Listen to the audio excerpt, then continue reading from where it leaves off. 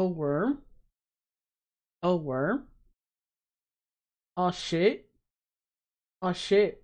You streaming. You fucking streaming. Oh! Oh, it's Kelly! Hello, it's Kelly! Yeah, yeah, yeah. Hello! Yeah, the tier list Thursday's always super comfy. I've got Woder, I got Ice Woder, got gummies. Uh, I did not, in fact, think of tiers to do. So, most of the stream's gonna, most of the beginning of the stream is going to be doing that. Hi, Callie, how you doing? I love you. What? Rate Badniks? I could. Let me let me see. I I forgot to bring up tiers before I was prepping everything, or like during prep, which I normally do for tier list Thursday. Uh, Badnik's a good Sonic one though. Sonic the Hedgehog animation. Oh wait, that's right. Hold on.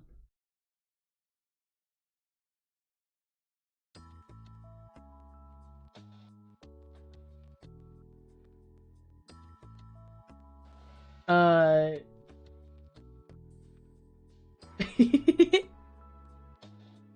he's Mabel.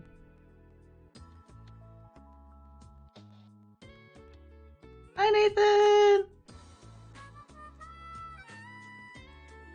Since the Sonic Lo-Fi did that thing where YouTube's like, "Are you still watching? You should click on the thing, otherwise we're gonna pause it." It did that thing. So instead of doing Sonic Lo-Fi, at least for right now, I got Empire City Night. Oh. Oh, hey, this one's cool. There's a Sonic animation, which includes like commercials and stuff. Oh, that's cool. I like that. Um, there's a Sonic 1 Badnik. Mass-produced humanoid Badnik.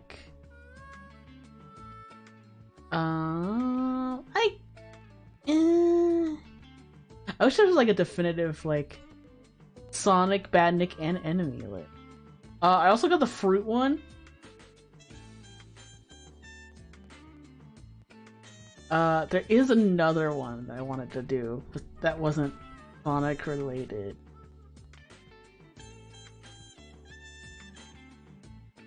Oh no! I was like, what if I just did like a fun like cookie based tier list? But then I forgot like Cookie Run is here.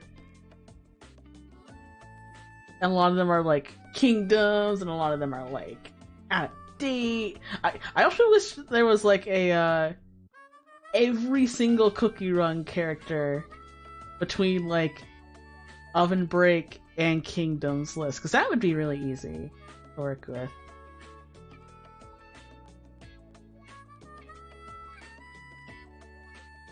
But yeah, hey Nathan, how you doing? If you've not noticed already, you got your sweet little gem next to your name. Where's my tier list? There you are.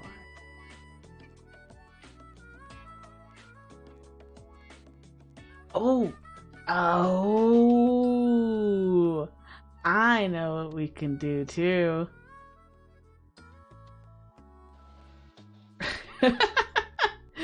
Rate Nakasen Live members by smoochability.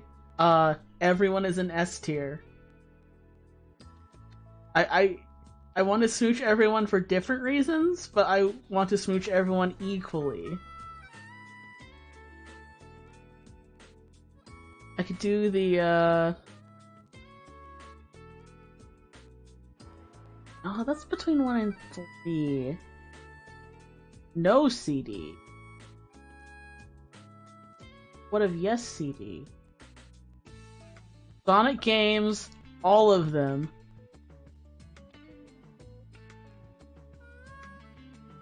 Oh yeah, feel free to lurk, Nathan. Good to hear from you again.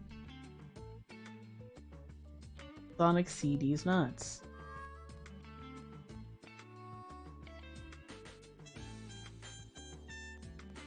Wait, do I have the Cookie Run one saved? Oh, look at that! It goes up to, like, Crepe and Kingdoms.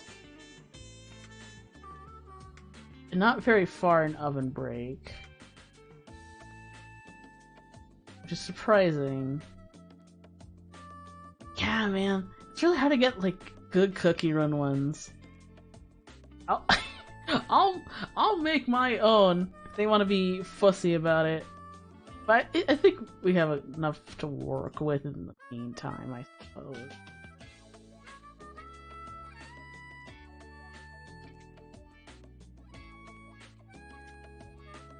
Okay, so I do wanna start with... Yeah. Hey! We'll start with the fruit one.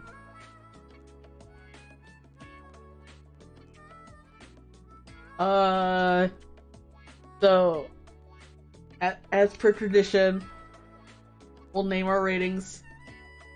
S for sloppy and squishy. A for absolutely pretty good. B for C for crummy. D for and the last one is like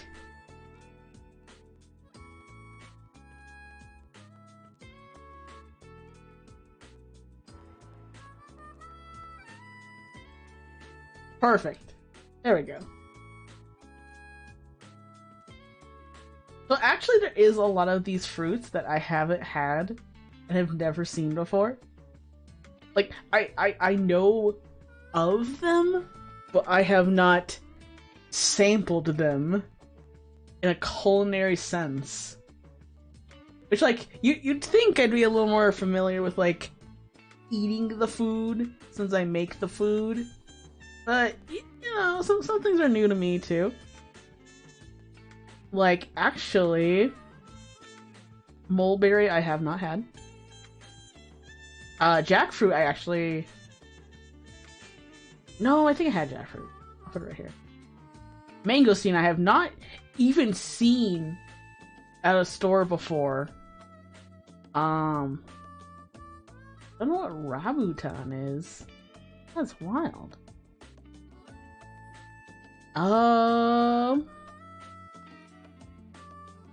Starfruit, I actually not have had it either. Same with custard apples. I think that's good to start with. Oh, I don't know what this is though. Although it looks pretty cool. Called Litchi? Litchi. Amazing. Okay, so, green apples. Green apples are a good place to start. Fucking love green apple. See, the thing about apples, there's green, red, and I'm assuming there's yellow here. I do not see yellow. So, the thing about apple, I kind of did this a lot. Lychee is lychee. Yeah, okay. I had a feeling, because like the picture kind of looks like it, but I still have not had them. Thing about apples, and I also mentioned this on when I was ranking the gummies too. I like tart and sweet things. Like sweet on its own is a little hard for me to stomach sometimes, but I really do enjoy like tart and sweet together. Most of the red apples I do enjoy are ones that are either a little tart or a little tangy, or like unique sounds weird, but so I think like the most commonly associated with red apple is probably like Red Delicious, and like Red Deliciouses suck so bad. I don't know why people still make them and still buy them and still eat them. Oh, yeah, gummy. Oh, thank you, Arcus. Also, hello. We're talking about fruit.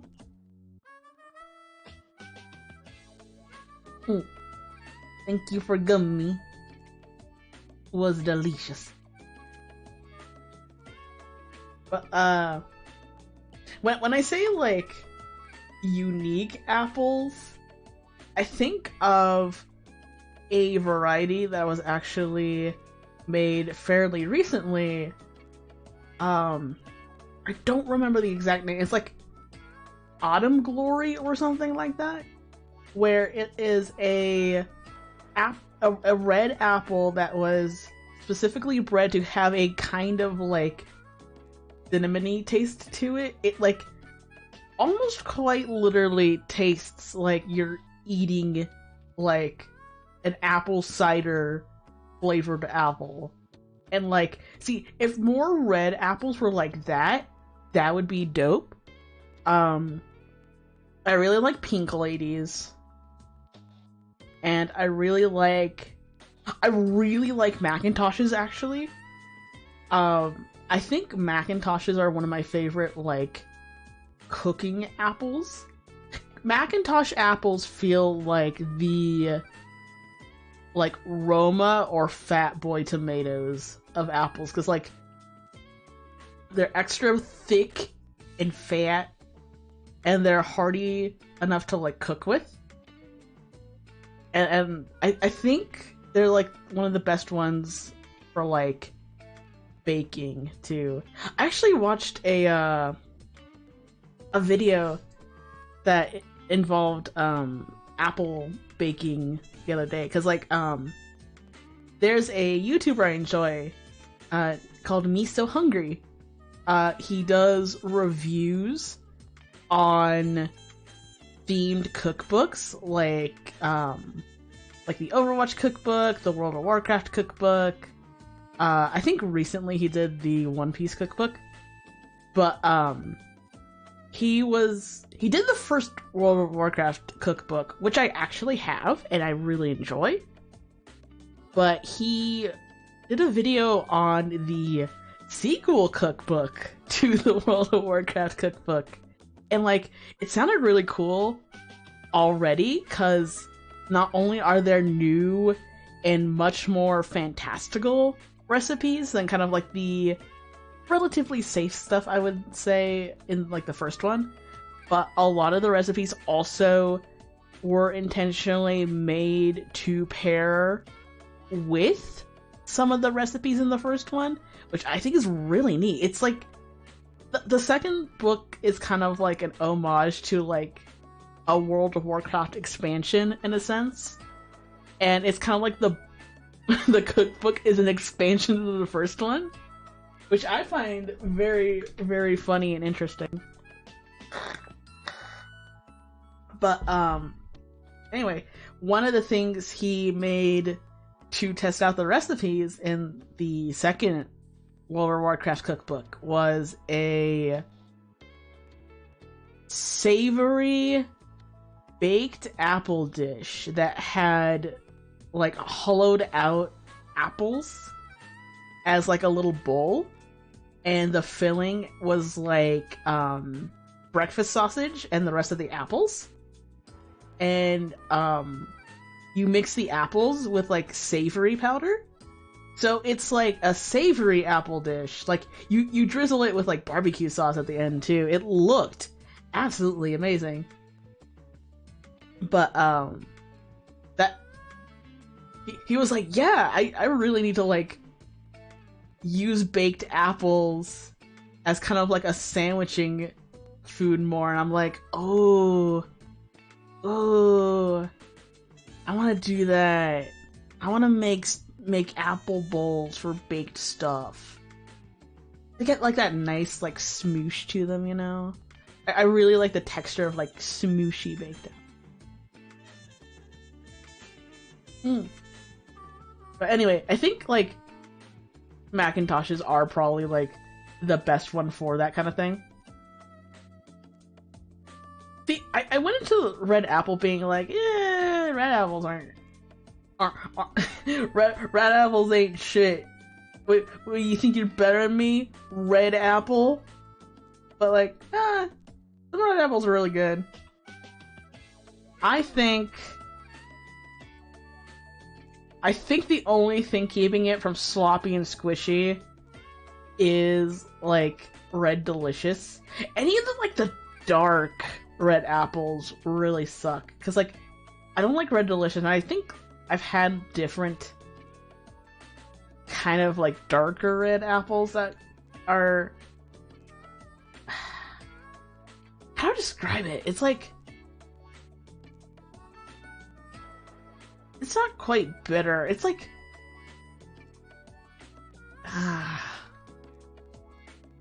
the texture is really weird. The texture of Red Delicious almost feels like pear, you know, where it's like you hold it on the outside and it's firm, but then you like bite into it and it's almost like weirdly kind of mushy in like a bad way. Like all Red Delicious apples are like have like that kind of like old texture. They taste old. They always taste old, I think it is. They Red Delicious apples taste like you are biting into the fruit equivalent of your grandma's house. If it tastes like really traditional and outdated and maybe a little dusty and a little like wrinkly, you know. Hey, also, hey, is this a weird thing? Red Delicious tastes like grandma.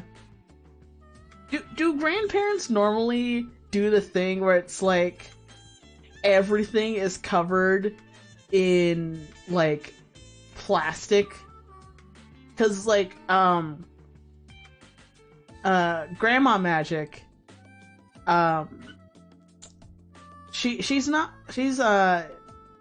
like Italian instead of like me being like Italian Canadian.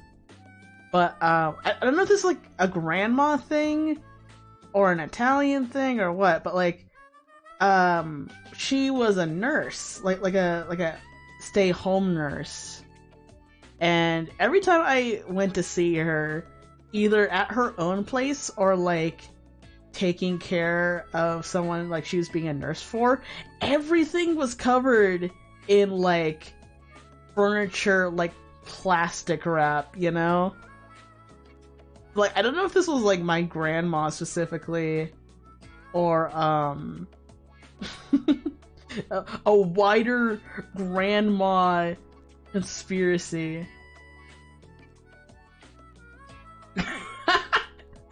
Red Delicious tastes like grandma, and Granny Smith does not taste like grandma.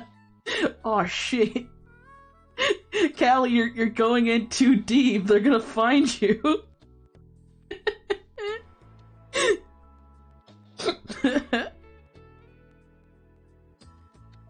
But like, what the hell was it? Oh, yeah, red apples. Yeah, Red Delicious fucking stink. They're not delicious at all, let me tell you. So for that, they're going an A. They're very high A. They're A for apple.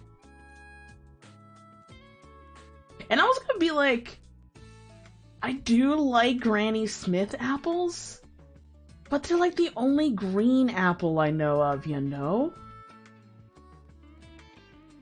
Hold on, actually, I didn't get my extra tab up. Let me see if there's actually like different green apples. Green apples. Granny Smith, Crispin, Shizuka, Pippin. 17 types of green apple and their use.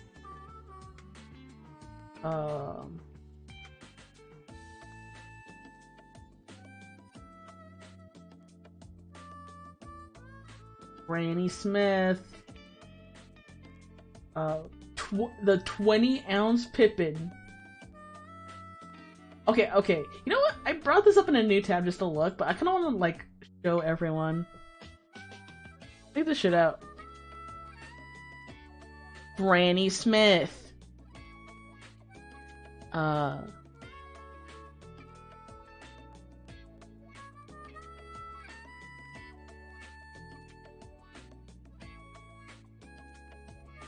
Yeah, there's Granny Smith. There's the 20-ounce Pippin, the Newtown Pippin heirloom, Appy sauce. That's interesting to me, because I'd figure like one of the red apples that would pair well with cinnamon would be like the apple sauce apple, you know?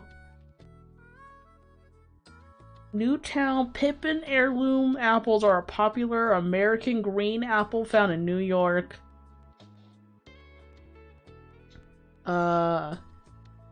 The Crispin Mutsu green yellow Japanese.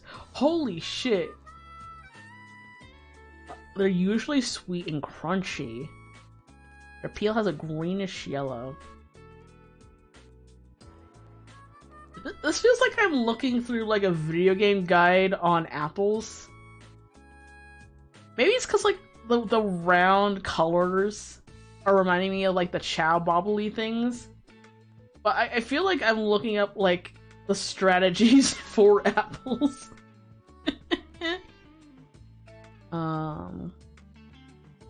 The color of the peel of a Crispin apple comes from its parent, the Golden Delicious. Yeah, see, look, fucking, they don't have yellows. But, like, I know of, like, a Yellow Delicious. And Yellow Delicious actually are delicious. Okay, if yellow apples were on this list, I think they would be a B. I don't think I like them as much as I do, like, some of the red apples I really, really like. But, like, Golden Delicious slap and fuck. Crispin have a sharp, tart, and sweet flavor. Antonovka. They're an old Russian variety that is difficult to find. They can be eaten raw but are best used for cooking. They're hardier. I feel like, the best, like, cooking apples are the ones that tend to be a little tougher. Like, I could see, like, both Macintoshes and, like, this kind being, like, good, like, stew apple. Hey, Callie, do you remember the kind of apple we used for the apple cabbage stew? Cause, like, whatever apple we used then, that was such a good, like, stewing apple. Yeah, I figured you forget, cause like I did too, cause neither of us can remember shit. But man, that was such a good apple. It was nice and it got smooshy and didn't get overly smooshy. Probably a yellow. That would check, I think. Actually. Rhode Island greeting. They can be found at specialty markets. It could be used in any recipe that calls for Granny Smith apples, including pies and tart applesauce. Pound sweet. Pound sweet apples have almost no tart acidity. They're commonly used in apple butter. Ooh.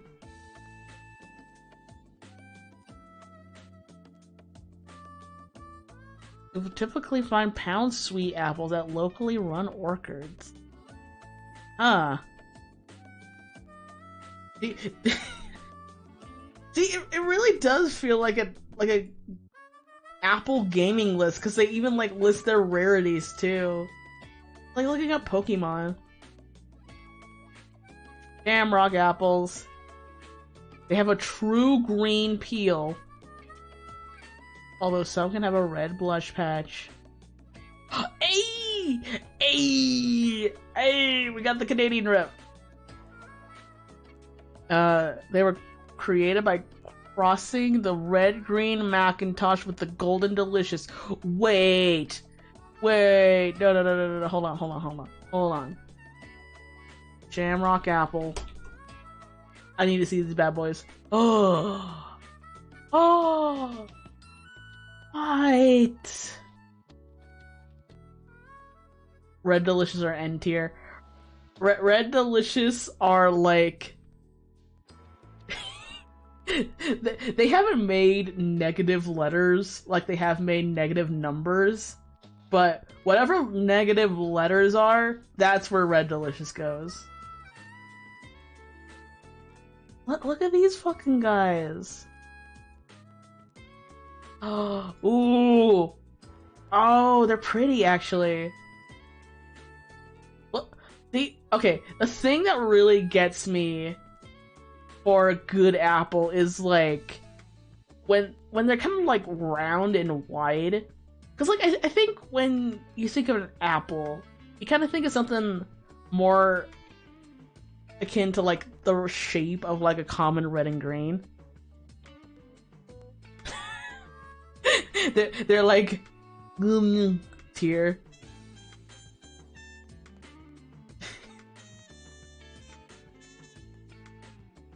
Or is that a Greek word? Sometimes I see like Greek letters and also like phonetic alphabet, and like I know they have like specific sounds, but I'm just like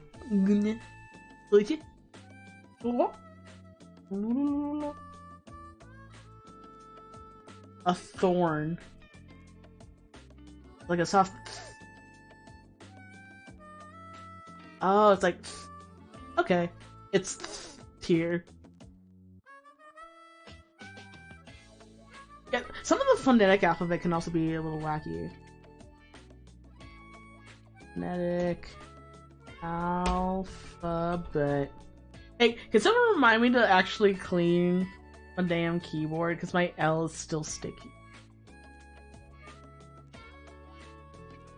No!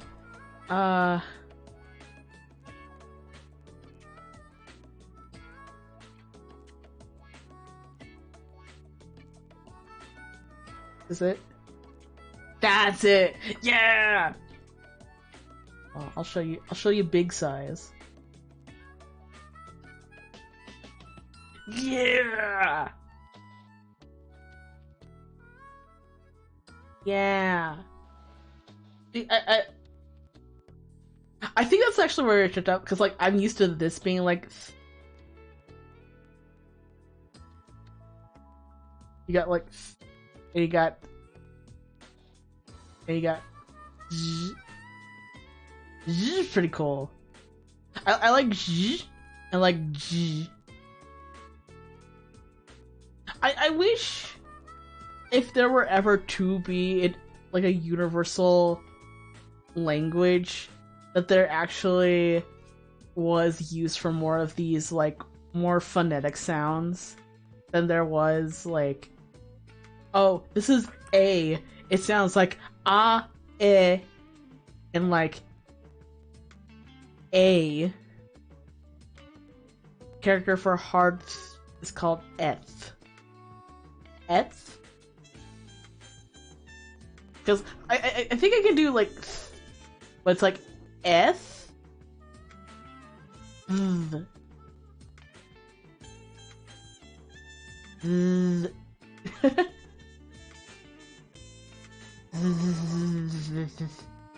F.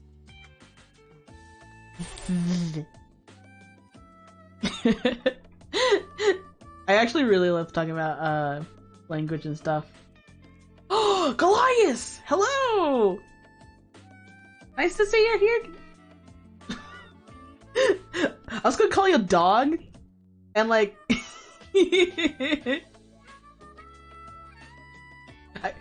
I just do that.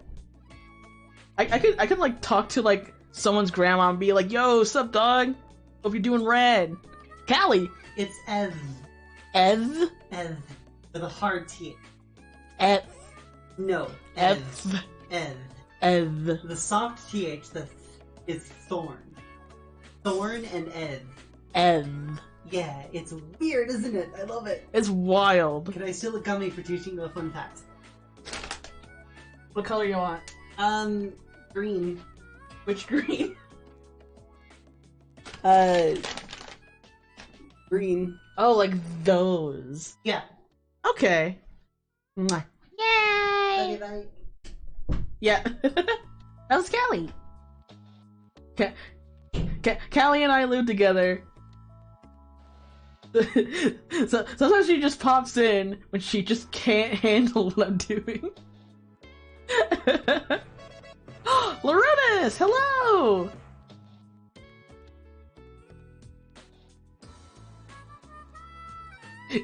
Reject society, embrace language and degeneracy. Hey, if you could imagine,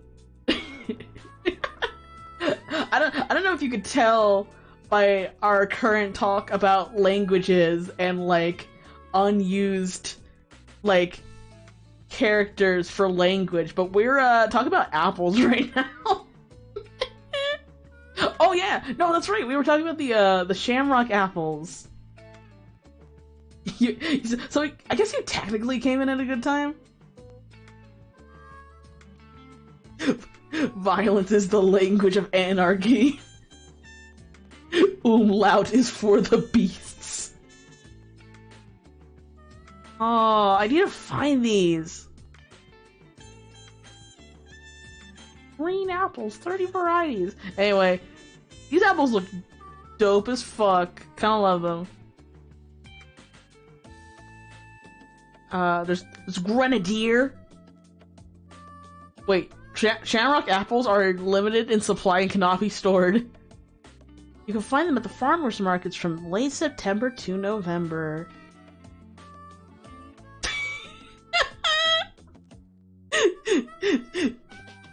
Do they even exist? I heard they're a sham.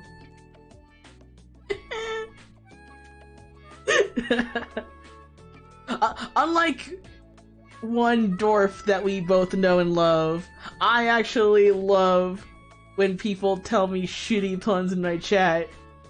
It's like my favorite thing. Anytime I come, it's a good time. Ayo. Grenadier apples. I like how some of them actually like explain like the best ways to cook and eat them. Some of them are just like, yeah, that's an apple. Here's a picture of them, I guess. Lodi apple. Pale green peel. While Lodi apples have a bit of sweetness in their flavor, they're pretty tart. Lodi apples were made from the yellow transparent apples? What the hell is that? What the hell is that? Ugh. No, no! not yellow transparent pictures in Google Images. Yeah. What? His favorite puns also have pop references in them.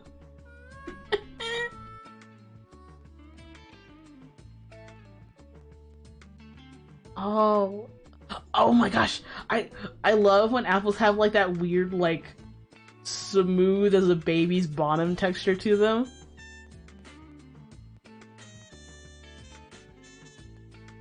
This one just looks like jelly almost. Matte powdery. What the hell is this? Oh, it's like decaying, I guess.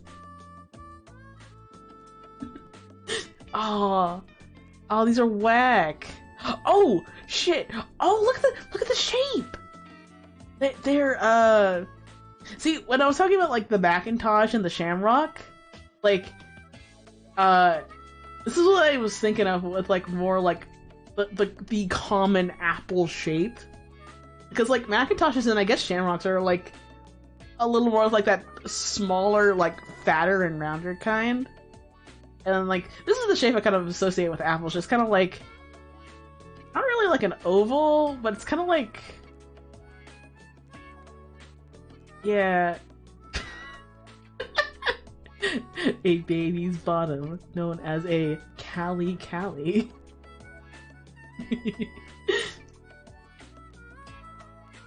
Yellow apple clip art. Can I? No! It's fake transparency! You lied to me, Google! God damn it! There we go.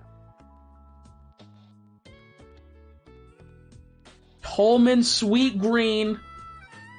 Tolman Sweet Green apples are medium-sized heirloom. They tend to turn yellow when stored, and you are more likely to enjoy them more when they're fresh and green. We're keeping this fake transparent apple just to shame it. Just be like, boo! Boo! You fake transparent image on Google Images that I just grabbed out of nowhere. Wait.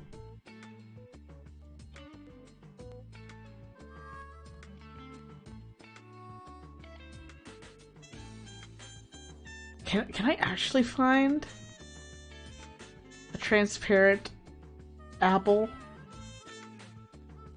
I guess this one? Maybe this one? Oh, this one is transparent! Yes. But we're not here to, No, I got rid of the other one too. Damn it. No! Fuck.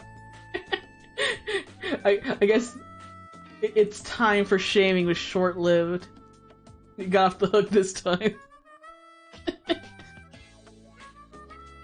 Fake transparency, also known as 20 pages of terms and conditions and legalese.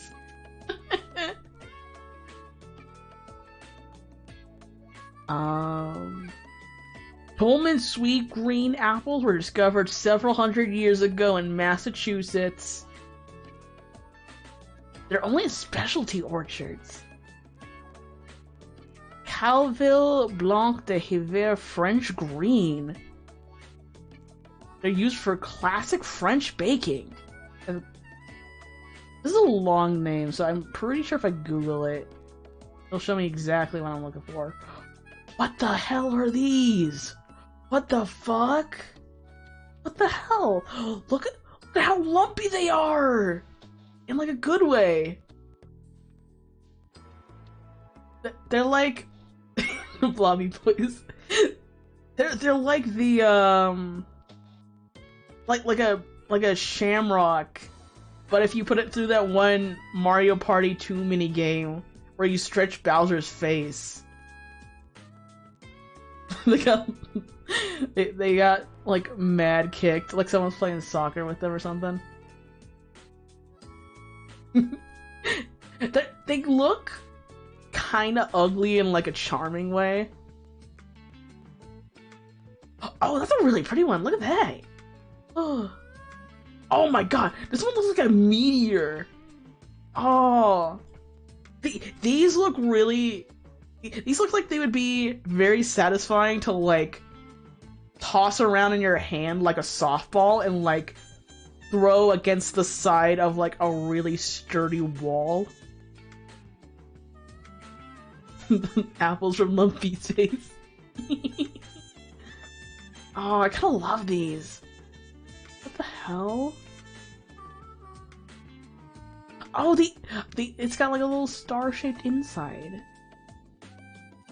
Start blocking. Hey, Soma! Oh my god! Wow! Wow! Soma raid! Soma raid! Soma raid! Rack attack! Snack attack! Oh shit! Yo! Hi everyone! I'm the Maple Magic. I'm a Ratacool PNG tuber, and right now we're talking about fucking fruit! Pew pew pew pew pew pew! If you all like Sega, Sonic, these just chatting streams, or PP jokes, you've come to the right place. Hey, how's everyone doing? What was Soma playing? I actually do get a lot of Soma's notifications, but like this is like the one time where I had no idea what he was up to. Yeah. Oh, you're playing more Guardians of the Galaxy? Hell yeah! I know you've been on a kick on it recently. Oh, you finished it? Oh, yeah! Hell yeah! Was it good? I heard like some of the Marvel games would be very hit or miss. I'm eating my own gummy. I don't care. You muted it to cry? Oh, that's adorable, actually. If this was my stream, I'd just like cry louder into the mic because I cry constantly. Yeah. But also, Jinx Nemesis, thank you for the follow. Long time no see.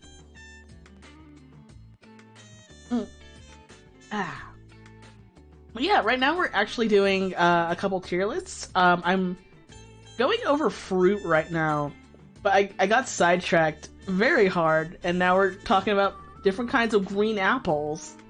And I'm learning a lot, like, oh, I just closed the tab, hold on. Let me pull this bad boy up again. Or was that extra, like, smooshy one? Where'd it go? I think I lost it.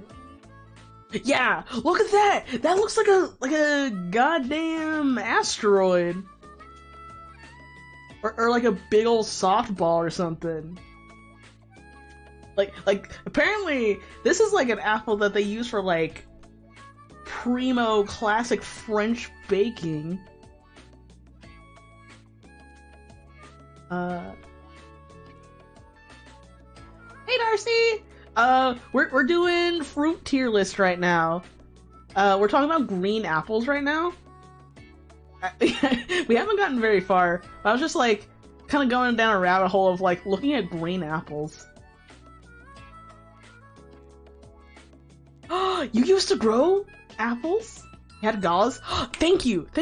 I was talking about red apples earlier and how like some of them I actually really like, and like I mentioned the Autumn Harvest, and I mentioned Macintosh and Pink Ladies, but like Gala. Gala was the one I knew I liked, but I didn't remember the name of. Yes, I have 3 trees of them. Nice. Are apples hard to take care of? Because I know, I'm familiar with growing citrus. I know citrus could be a little hardier. But I heard, like, some fruit trees can be extremely piggy. But that rules. I love how so many of, the people coming into my chat when we talk about fruit are like, hey, I used to grow insert very cool and or strange fruit, and I'm like, oh, nice. I remember someone here, like, I want to say it was like Arceus or another regular, was like, yeah, I grew dragon fruit for a while. I'm like, what? Depends if you cut them right in the beginning and how much water they get due to being outdoors. Okay. I guess if you know what you're doing, it's not too bad. Which checks. That's cool. Oh, I love that. Yeah. Yeah.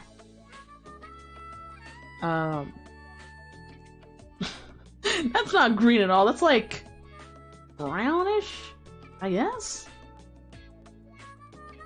Its peel changes from pale green color to almost tarnished brass.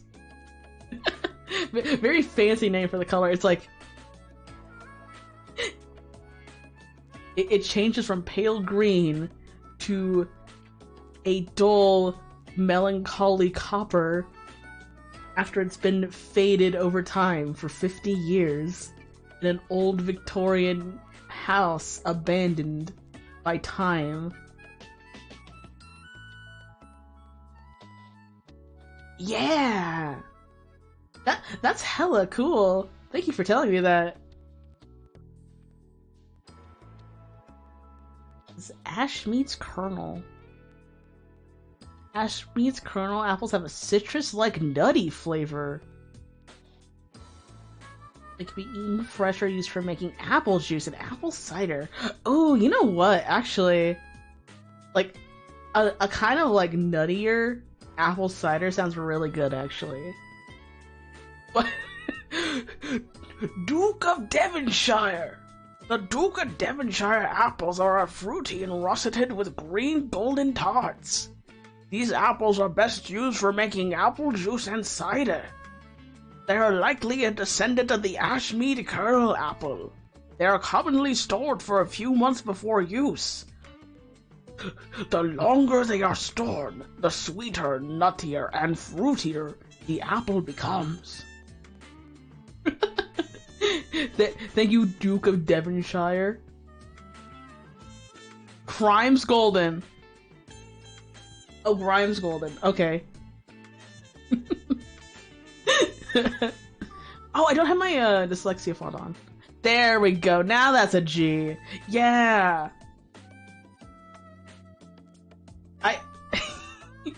I forgot why I turned it off, but I have a Firefox plugin that toggles text to a dyslexia-friendly font. And, like, I actually, thankfully, don't need it too much, but, like, it is very helpful when I do. So the Crimes Golden apples. The texture is coarse but crisp.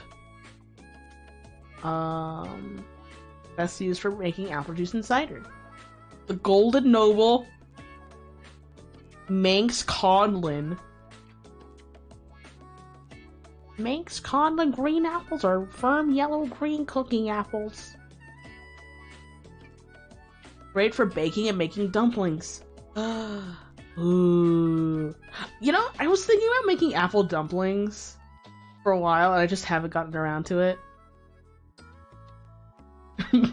Manx Conlin does not sound like a real apple name. It sounds like a... You know when, like, comedy movies or cartoons and stuff would have a character make a fake name, but like it's sounding like a very obvious fake name as a joke.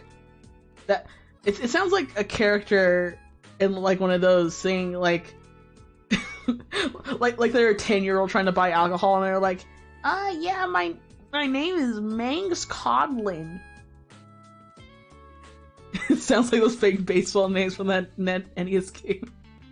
Yeah, hold on. Let me take the tab and find that screenshot. Two dyslexics together. Yeah! I've actually been meaning to bring that up with my doctor and or therapist. This is actually not horrible, but sometimes I do feel like my dyslexia is getting worse a little bit.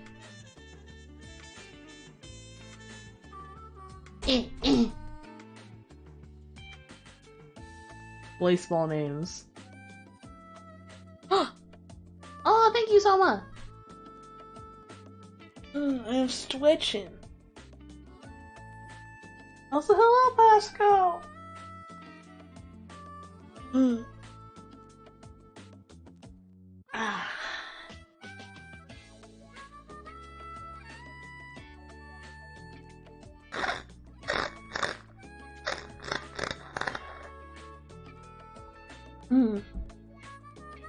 Yeah, actually, the worst that I really get dyslexia trouble is like is when I'm at work, because I do like performance review and like QA stuff for my workplace, so I'm kind of reviewing and reading a lot and like typing a lot. And I'm kind of used to like double and triple checking my work anyway, for like a multitude of reasons. Sometimes I feel like I do it extra, because I'm just like, oh, what if I like misspelled something, or what if I like, I literally like look at a string of numbers and I'm like, oh, what the hell am I looking at? No.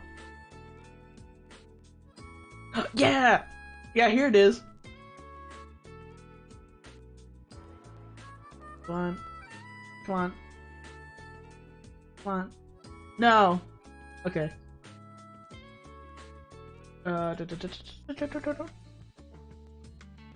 Yeah, these baseball names. Here's my suggestions for the new Apple names in the future. Sleeve McDickshaw, Onsem Sweemley, Daryl Archideld, Anatoly Smorin, Ray McSriff, Glenn Allen Mixon, Glenn Allen Mixon. Hi, Stinky Fox. Mario McRowain, Raoul Chamberlain, Bob's and Doug Knight, Kevin Noginley, Tony Schmierich, Willie Dustis, Jerome Gride, Scott Dork. Scott Dork sounds like an actual name. Sean Furcoat, Dean Weasley, Dean Wesray. Dean Wesray sounds pretty okay, actually. Portugal. Hi, Jarple. Mike Truck. Yo, his name's Mike Truck for real. Mike Truck. Dwight Rotugal. Tim Sandel. Carl Dandleton. Oh! Carl Dandleton is the best name I've ever read ever. You kidding me? Holy shit. I wish my name was Carl Dandleton. Mike Hernandez and Todd Gonzalez. I really like Todd Gonzalez too.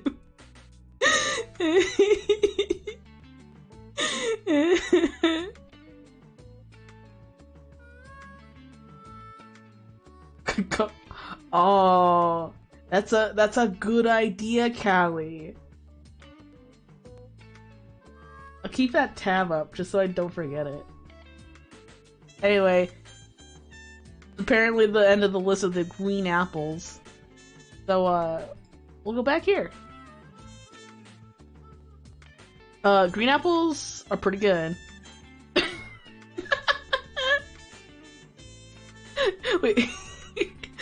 We go over green apples for half an hour. I'm just like, yeah, like them fine. Jackfruit. I've never had a jackfruit. I've never seen one, and I'm too afraid to ask. Apricots. I really like them. I think they're better preserved than fresh, actually. Because I really like, you know, like in fruit cups where they got like the weirder fruits that are kind of not usually fruit that is eaten fresh, but they kind of like chop them up in like little squares and they put them in the fruit goo. I like that. I usually like fruit goo fruit. And apricot I've actually seen more as fruit goo fruit than fresh. I do really like them. Yeah. Avocado? I mean, I guess it's a fruit, because it's got a nut. Wasn't that like the official difference between fruits and vegetables? Like, fruit usually has nuts or seeds on the inside, and vegetables usually don't. Because, like, if you think about, like, an avocado, like, that's got a nut. Banana, got a nut. Apple, got a nut. Like, potatoes and corn and peas and carrots, they don't really have nuts or seeds inside. Like, squash do? But, like, squash I think are also considered fruit. Same with tomatoes, too.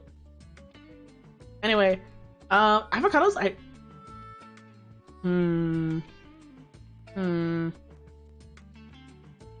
I was like, huh, what if I put them in S? They're between S and A, I'm pretty sure. Wash your nuts.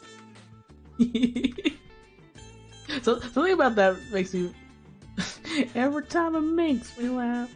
Also, Rutsa? I love your name. Thank you for the follow, Rutsa. Long time no see. I didn't even do the voice. Maple, you need to see this. we're gonna show it on stream. Live on TV. Oh, it's this one! Okay, no. I will, in fact, pause Empire City to watch this. When life gives you lemons, don't make lemonade. Make life take the lemons back. I don't want your damn lemons. What am I supposed to do with these? Command C Life's manager. Make life rue the day it thought it could give Miles Tails Prower lemons. Do you know who I am? I'm the one who's gonna burn your house down. Too quiet? What? I will bump it up. Start from the beginning, because I love this video. I'll lay it. When life gives you lemons, don't make lemonade. Make life take the lemons back. Get mad. I don't want your damn lemons. What the hell is this? Demand to see Life's manager. Make life rue the day it thought it could give Miles Tails Prower lemons. Do you know who I am? I'm the one who's gonna burn your house down. with the lemons. I'm gonna get my engineers to invent a combustible lemon that burns your house down. When life gives you lemons, don't make lemonade. Okay, that's what you're getting. That's what you're getting volume-wise. Because I blasted that both on Twitter and on OBS. Oh, my normal volume. Hold on. Let Tail say damn. My normal volume's even pretty high up for what I usually do it. Anyway. I love when voice actors go on like podcasts and interviews and stuff, and they're just like, indulge me a little bit. Can you say like whack thing in famous character's voice? And they're just like, oh hell yes, absolutely. It kind of bums me out that like people kind of like broke Mike Pollock's trust for that kind of thing.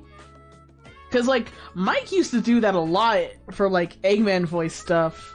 And then he was on a podcast and they were like, hey, can you say Snoop Ping as usual? You know, to get, like, modern Eggman Pingus. And Mike was like, hey, I didn't know they were trying to get me to say Pingus, and that's very not cool. And then he got really soured by, like, doing voice requests like that and stuff.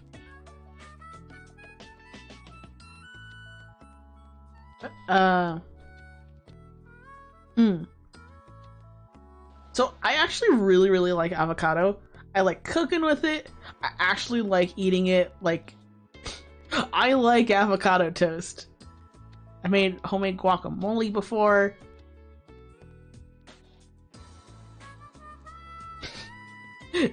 What's the important thing?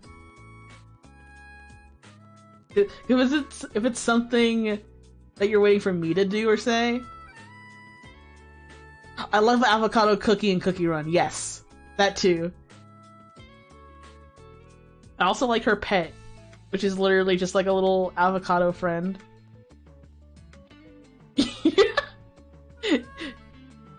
Here, I'll give you Peaches on the house. I don't think I named his picture, so I have to kind of look for a little. That's the BRB image. That's Rouge. You know what? Rouge can stay. That's Congratulations. There's Peaches. Here's a fresh peach for you on the house.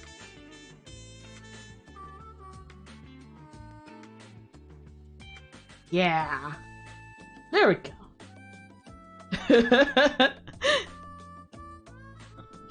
Have a good vlog, Callie. I love you.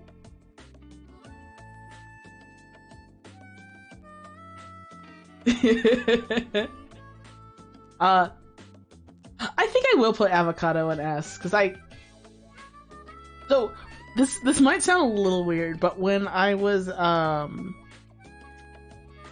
first trying to have natural sources of testosterone, when I was first kind of, like, you know, out and trying to, like, you know, do the trans thing, I was living by myself, but also, like, eating, breakfast every day.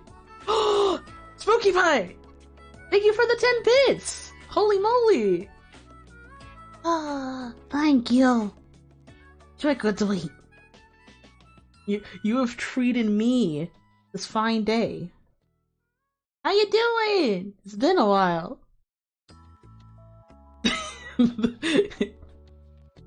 It's like, when they're doing, like, fashion commercials, like, it's just a girl thing.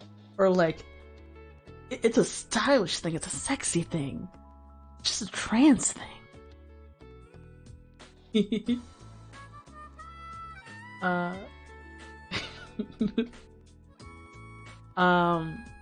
one of my favorite things that I used to make for breakfast was like toast with slices of avocado and like honey and flaxseed drizzled on top. A lot of those put together were supposed to kind of like naturally raise your testosterone level, which I think may have worked a little bit, but also I was vegetarian at the time, and a lot of the things I ate had soy in them, and soy, as you may be aware through all the memeing of it, actually quite in fact raises your estrogen levels. So it really didn't do much for me in hindsight, but it was pretty good. Oh, you having a milky shake? Yeah. Yeah. I want a milkshake. Bananas. I will put bananas in A, but I will say I have to be in the mood for bananas to enjoy bananas. Because, like, I think if, like, it was just a, like, if all these were, like, a fruit table, and, like, I could pick whatever I wanted, bananas would be very on, like, the middling end of it. Oh, yeah, that's my Chow Peaches. He's kind of like my baby boy Chow, the one I give all my stuff to in Sonic Adventure 2 streams. I haven't played SA2 in a while, and I probably should. I've been I've been kind of on a Shadow the Hedgehog kick lately, but I should pop up in SA2 sometime again before I go. But they're a good go-to fruit. Yeah. I think they're another one where I think they're best not on their own. Yeah, they have their own handle grip for on-the-go snacking. Or if you're like a little kid, you can have one in your lunchbox, and it's got its own wrapper for your lunchbox. But, like, I think nowadays I'm, like, less I want to eat a banana solid, like, on its own, and more like, I like to slice mine up, and, like, maybe put, like, the slices in, like, cereal, or, like, if I want to get a little fancy with it, I'll, like, slice up a couple, put them in a bowl, and do a little, like, chocolate drizzle on it. That's pretty good.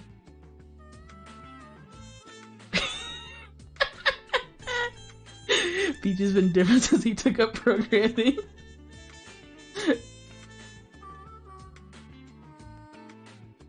Gotta eat the nana peel. Do you eat the peel? Like, I know you can do that, but I actually haven't tried to at all. I've been meaning to. I kind of want to, though. It's got... I have a feeling it has a really good, like, chewing texture. And, like, even if it's a little bitter, I don't think I'd mind that, because, like, sometimes I do enjoy, that kind of, like, bitter taste in the peels of stuff sometimes. Oh, no!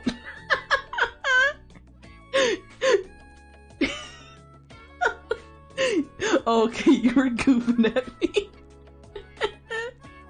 Yeah, I was gonna say, I actually really do enjoy, eating kiwi peels sometimes. I don't do it all the time, but, like, sometimes when I've,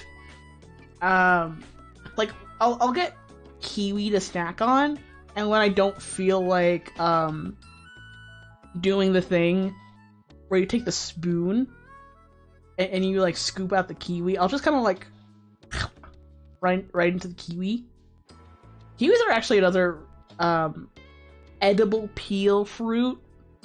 I heard those ones are actually not super great, because, like, they're extra bitter and they got, like, the kind of, like, fuzzy peel going on. But I kind of like it. Kiwi.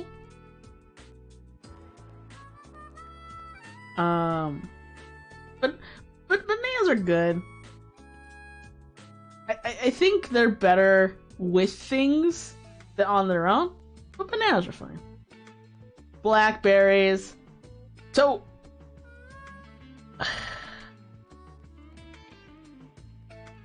I know I like blackberries, but I haven't had any recently to kind of reinforce my stance on it. I'll play it safe and put them in B for blackberry, and also because I do like them, but I don't think I feel as strongly about them as I do in like A. If I have them again, and I'm just like, yep, that's a blackberry, pretty good. I think that would put it up here. So there's three currents here, I think, right? The black, white, and red. I have not had white and red currants, so I can put them here. Black currant, I have only had dried. And I have only had them dried, like basically like black currant raisins. But my papa had a little bit of a kick when I was a teenager, where he was really into making homemade bread. And one of my favorites of the bread he made was like huge round loaves of like homemade bread with black currants in them. They basically came out looking like giant muffins with like black currant in them. And like those ones fucking ruled. Like, I don't think they actually cooked properly, like, all the way through, because, like, whenever we got them out, like, the middles would be always, like, kind of, like, gooey, but in, like, an edible way, but, like, I love that. I love that about homemade bread specifically, like, it gets smooshy on the insides, and it's like, oh.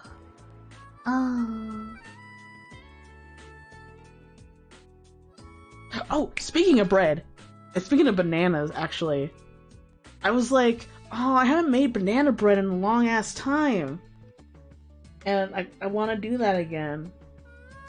I think next time I get groceries, I might, make banana bread. I think the last time I actually did make banana bread is when, like, I met Basco. 'Cause I also had a bit of a stint where I just made a lot of banana bread, and like it was good. I would get through it real fast because they were pretty good. But I wanted to make something for Basco when him and Callie met up. And I was like, oh, what if I made Basco banana bread? And I made him banana bread. But currently, Basco is/was the owner of my last batch. Blackcurrant, as I know it. Again, like, I like it, but I don't feel as strongly as, like, the ones in A. Blueberry. I think I feel towards blueberry kind of the same way I do with banana, except less strongly. Like, I've had fresh blueberry before, and they're okay, I guess. But I think blueberries are best when they are used in stuff like baked goods, like pie and muffins and bread. I really like them in fruit medley. I think with other fruit they're pretty good, like raw. Dried blueberries are really good. have like a little mix of them with like some nuts. That's pretty good. But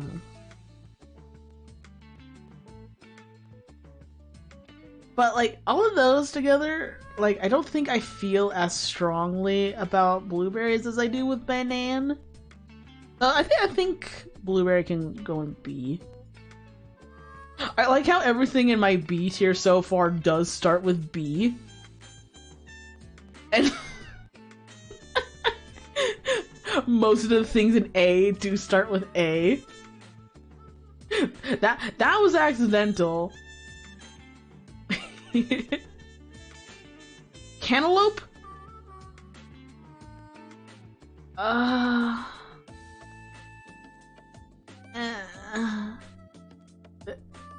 This is a hot take, but I'm actually not super into fresh melons. Hey, Sanakuso, sup? We're doing a fruit tier list right now, my dude. I feel like where's Honeydew? I know Honeydew and Cantaloupe have some absolutely die-hard stands. Like sometimes I'll say like, I don't really like Cantaloupe. I don't really like Honeydew, and people be like, lay gasp. That's so not poggers. But I even feel pretty like middling on watermelon, but all fruit are pog, but some are poggier than others.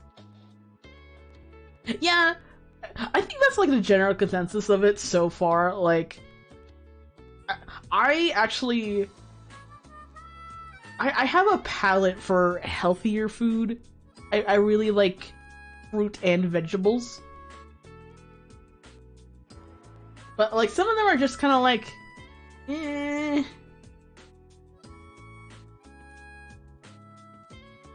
Wait, is it here?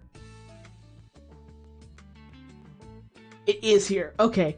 So I know what I want to put as like my baseline for like D tier. And Honeydew and Cantaloupe do not go in there. So I think C is a good place for them, actually.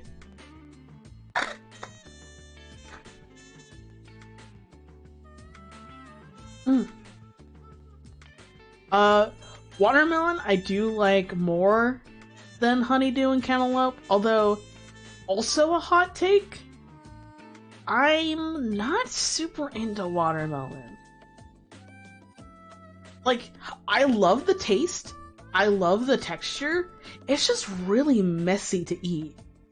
Like, if you get me, like, watermelon that's been, like, sitting in a tub for a little bit, and, like, the juice is kind of drained out of it, like, that kind of watermelon's fine.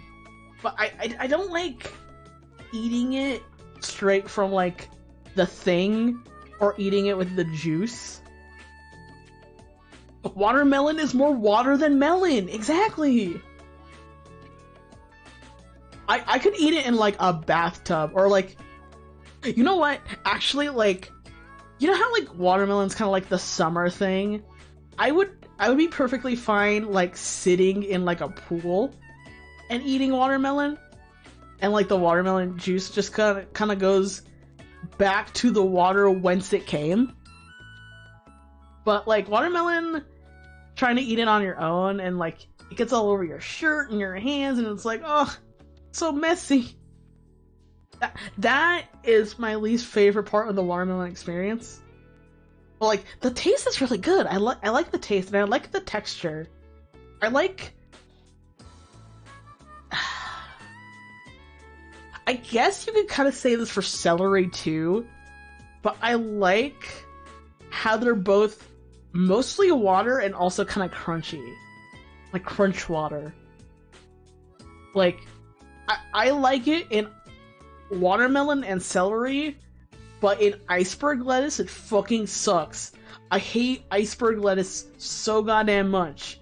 It literally is just crunch water, except for like the parts that get kind of like old and crunchy and brown.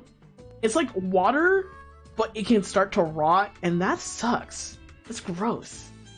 Plus, like, every salad ever uses it instead of like the much tastier and much easier to maintain dark greens. Like, what the fuck? And don't even fucking get me started on romaine, too. I got a lot of lettuce opinions that I could just pop off about, honestly. I think especially lately, because I've been really getting into salads. But, like, dark greens, like dark leafy greens, are delicious. I hate iceberg so much. Is the best part of a taco? I will give you shredded lettuce. Because I think when you're having, like, tacos, or even, like, a taco salad where it's kind of like, you know, taco but flat, I think the best kind of way to prepare that kind of thing is a good balance of ingredients. And usually, like, shredded lettuce is presented in a way where it's easier to eat with other things. Like, you get a bite of lettuce, but it's also got, like, meat and tomato or beans in it or something like that.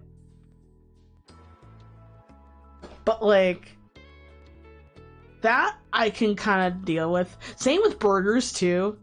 Like, if it's, like, one hearty leaf of lettuce with, like, round slices of tomato and, like, a patty, that's usually pretty fine, too. But, like, salads where it's just like, here, just eat a pile of crunch water with, like, maybe a stinky slice of romaine. Like, that sucks. Like, no wonder people don't like salads.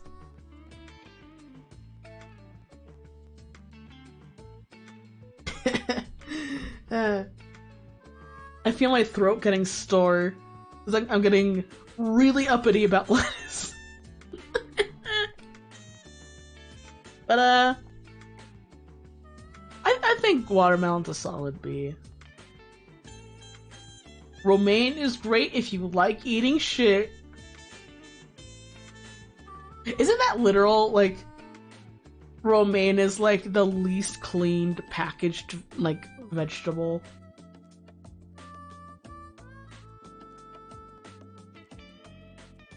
I don't like its texture either. Like, it's so bitter.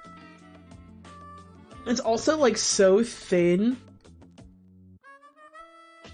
I feel like it clumps really bad in, like, prepackaged salad mix.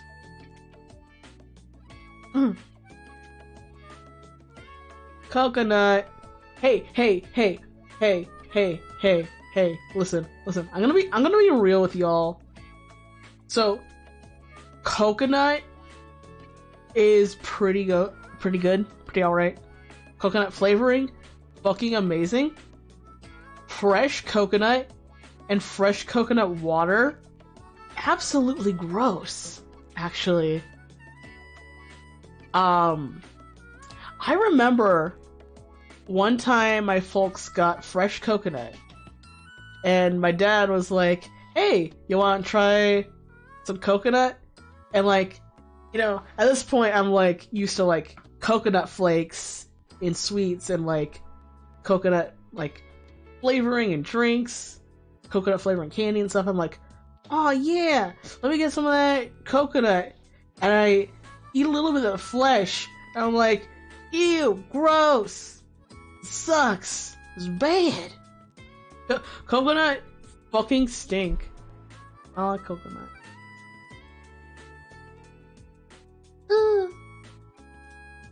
I'm gonna BRB very quickly. I kind of want to like chug my water for a little bit. 'Cause I feel my throat getting a little, I think the weather's been changing a lot, so, like, my throat's starting to get used to, like, not winter air, and it's been getting, a little scratchy.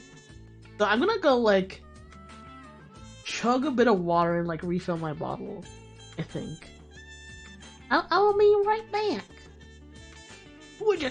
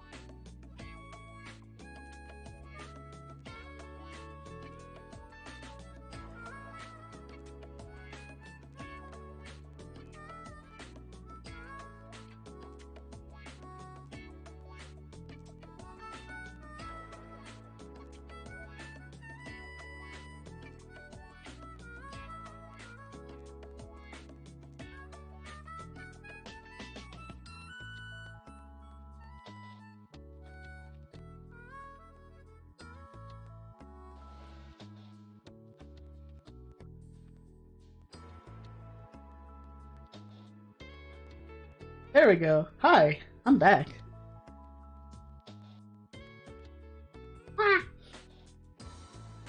Alright, where were we? Cherries. So, cherries, I actually...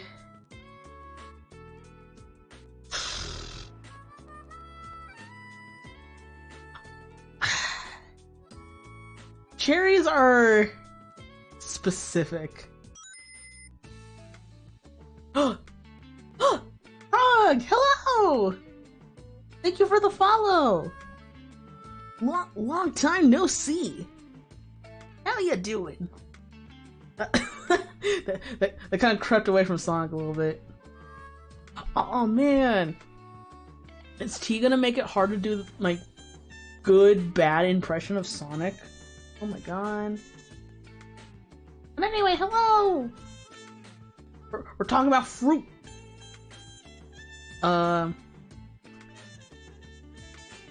Fresh cherry, pretty okay. Maraschino cherries, S tier. Love them little shits. Is bitter cherry here? Sour cherry, I guess? Sour cherry? I'll do both the cherries at the same time. Sour cherry, I really like. Regular cherries, I think on their own are just kind of like, But sour cherries I really like, because like, they're tartar. And you know, y'all know how I feel about tart. I would put sour cherries in like A, and then regular cherries in like B. I think that's good. Oh, while I was up and like doing my thing, I was thinking about coconut some more, and I was like, you know what's actually really, really good? Like coconut milk. Like not the like the fresh like coconut water coconut milk you would get inside of like a fresh coconut, but like the not processed. I don't think it's pasteurized. Like the kind you would get in like a carton as like a dairy-free milk alternative. Like that milk's really, really good. I accidentally used sweetened coconut milk with like shrimp one time. I thought it was just like regular unflavored coconut milk. But like I made some like coconut curry with shrimp with like the sweet coconut milk, and it was really, really good actually. I really liked it. Coconut is also a very good dairy substitute in general. Because like I think every time we've gotten something dairy free for Callie and it's been really, really good, it's always been things that use like coconut. Oat milk makes very fluffy mashed potatoes. Ooh. I'm gonna note that down. We're getting groceries tomorrow, and if I can make some like dairy-free mashed potatoes for Callie, I would love that. But I love discovering new ways to cook things with new fascinating ingredients. But yeah, I think that queso that Callie really, really liked that was dairy-free was like coconut oil, different vegetables, and like cashew, actually. And then one of the best like sweet snacks that we found for Callie are like these dairy-free vanilla like ice cream sandwiches, and the ice cream part uses like coconut milk instead of like cream for the ice cream part. And like I had a bite of those a couple of times and they're delicious. Like it tastes like vanilla with like a little bit of like coconut aftertaste, and it's so good. So good. Cranberries are next. I love cranberries. Cranberries are so awesome. I wouldn't say they're super great raw, but I think cranberries after you cook them are really good. But I think it's also one of those things where it's like you're not supposed to eat them raw technically. Like you can, but they're better when they are cooked. But like, I do feel strongly for cranberries, so yeah, I was debating putting it in S. I don't think anything is like really stuck out to me as being an S tier so far outside of avocado, actually. Dates?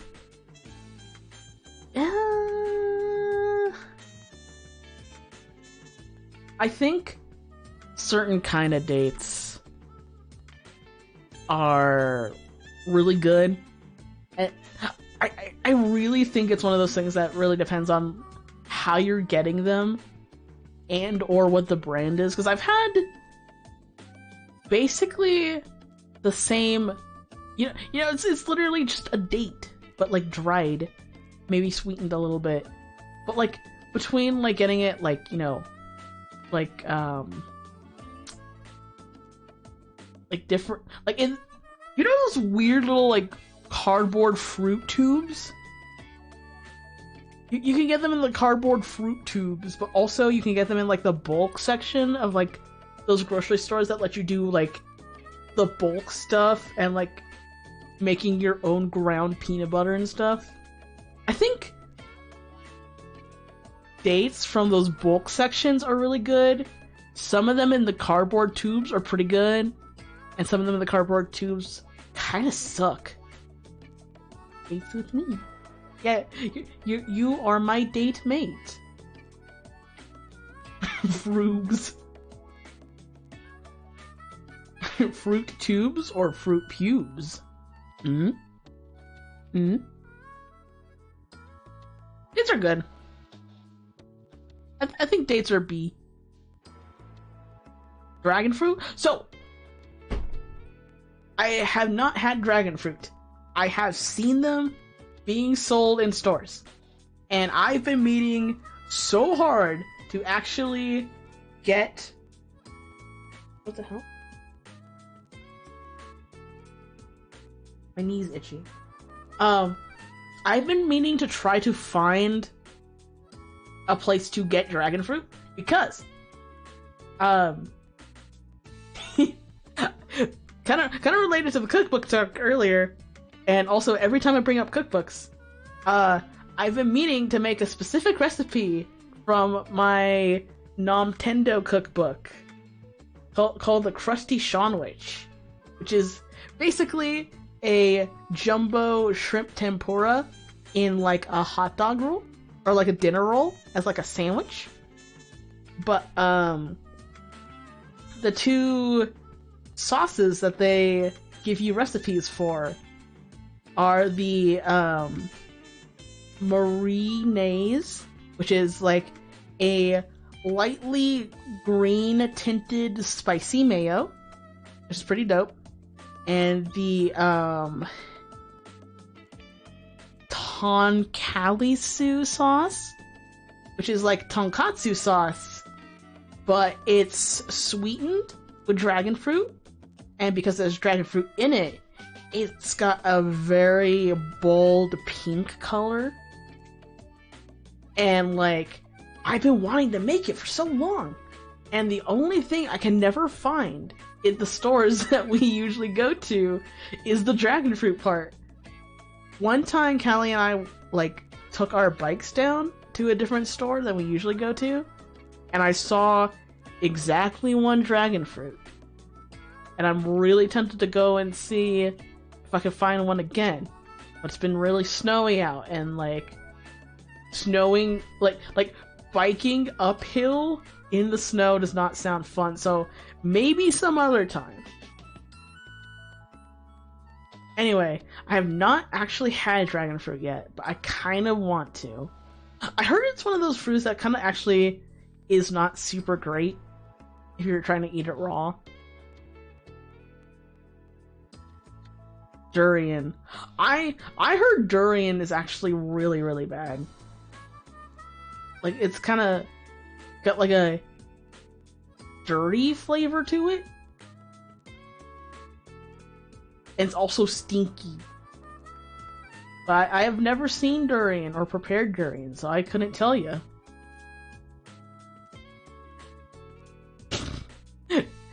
I've never had figs, actually. And my only fig story that I know is like tangentially related to figs. Ooh, yes. If you can like send me some cool recipes, I will see if I can't find some good vegan specifically or vegetarian good too, because I have a couple of both, and I can absolutely like share ones that I like from both with you too. I did mention that I used to be a vegetarian. I'm not anymore, but honestly, sometimes I just feel like sometimes I'm just in moods where I'm like, eating meat feels like it'd be a hassle. I'll just kind of like eat the vegetables that nobody else wants to eat. I also really love tofu.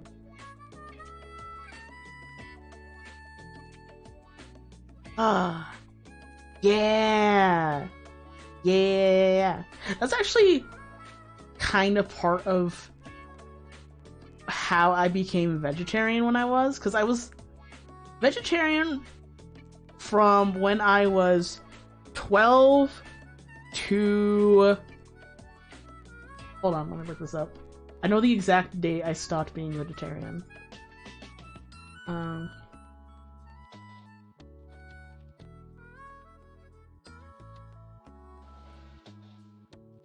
So I was vegetarian between sometime when I was 12 to May 24th of 2016 because that was the day Overwatch came out. And to celebrate, like, me, Callie, and her sister just kind of like playing Overwatch together, we got pizzas. And it was my first time trying to see if I could eat chicken without getting sick, and it worked. I could eat chicken and fish perfectly fine. I think I may be allergic to red meat, as in I'm pretty sure I have the Lone Star tick virus. But that's fine. I actually feel like most red meat kind of sucks anyway.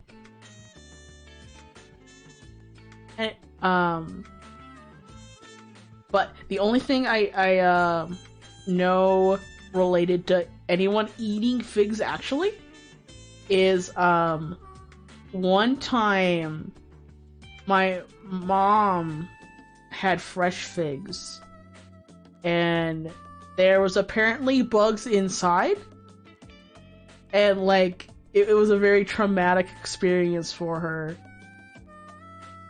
So, like, she's never bought or, like, wanted to eat figs ever since. And I guess, in hindsight, that makes sense as to why I've never had figs. Ooh, yes! Relay your tragic tale for me. I'll put figs in the I have not had. A gooseberry? I've never had a gooseberry, and I've never seen a gooseberry. I'll put a gooseberry right here.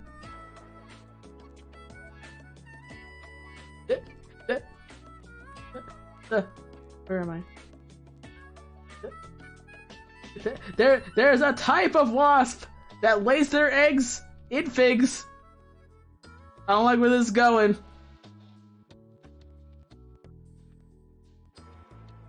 Grapefruit. Grapefruits are okay. I don't like them. But I like grapefruit flavoring. Grapefruit flavoring is pretty good. Like where are they? Yes.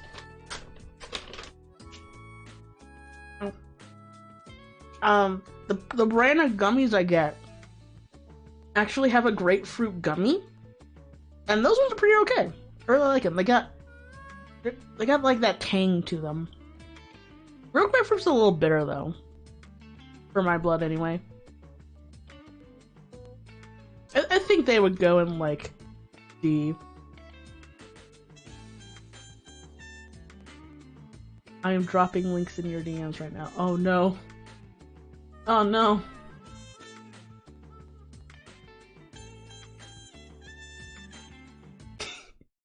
I am going to look.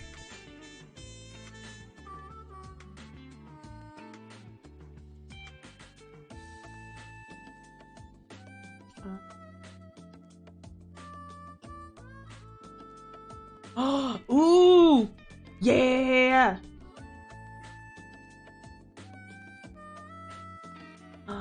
Ooh! These are good so far! Yeah! Hell yeah. I'll see if I can't send you some of the, Nintendo recipes that I really, really like. Because, Nintendo is like a cookbook zine that was fan-made based on like Nintendo recipes. And some of them are actually, really, easy to make and also very creative. And, judging by the one that I did make, very, very good. Plus they got cute art with them too. Yeah, it was a charity zine actually. All the proceeds and like, you know, profit from it went to like a hunger-based charity. And like if you got the big super special pack like I did, it came with the zine in a hardback book with a few coasters and a few acrylic keychains and some stickers. I actually use the there's a coaster that they have based on Yoshi's Cookie, and that's the one I keep in my desk. It was great. I think out of like all the things I've gotten like zine related, that's probably my favorite. I really like even before the zine I was in with my art, like I like the Nintendo zine more.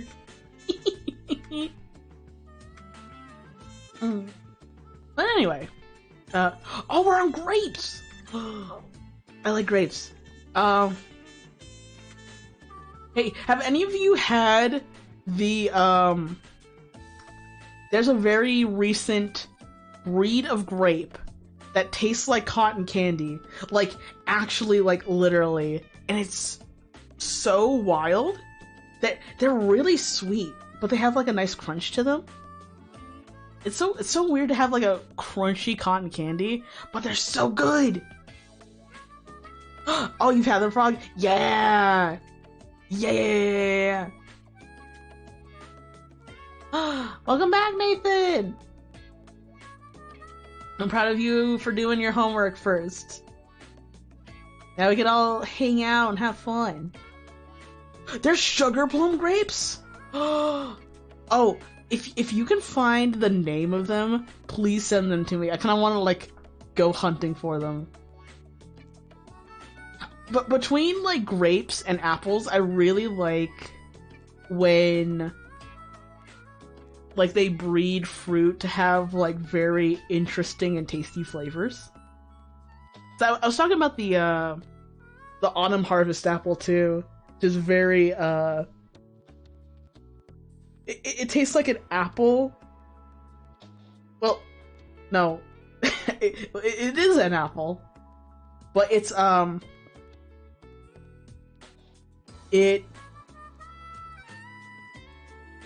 on, I'm blinking. It's an apple that tastes like apple cider because it has a little bit of, like, earthy cinnamon notes. There we go. That's what I wanted to say. Have you had grapples? No, I know about grapples, but I've never seen any. Oh, I really want them though. I'd assume they would have to be at like a weird kind of like something like a Whole Foods where it's like a lot more like organic stuff. The Ritz, yeah. I think of like upscale, fancy, like better than you grocery stores, and I think of like Whole Foods.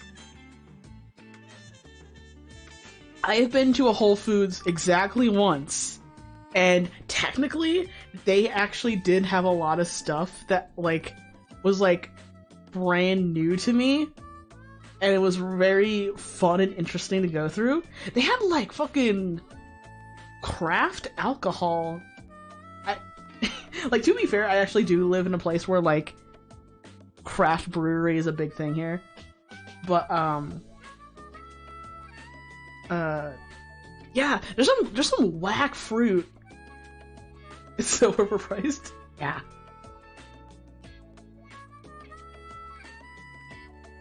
I'd imagine grapples would be pretty good, Nathan. I actually haven't had any either. But, considering the fancy breeds of fruit I did have are very good, like, I'd imagine grapples are pretty good.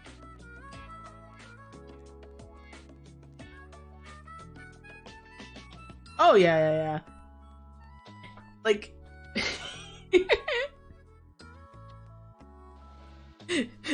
Daddy Bezos, if you're listening, listen harder. But, Amazon stink. Which stink? Whole Foods stink. Your ass is rancid. I don't appreciate your vibes. There, said my piece. What are like half of these fruits? Good question. I mean, that's why my like I've never had this list is so long.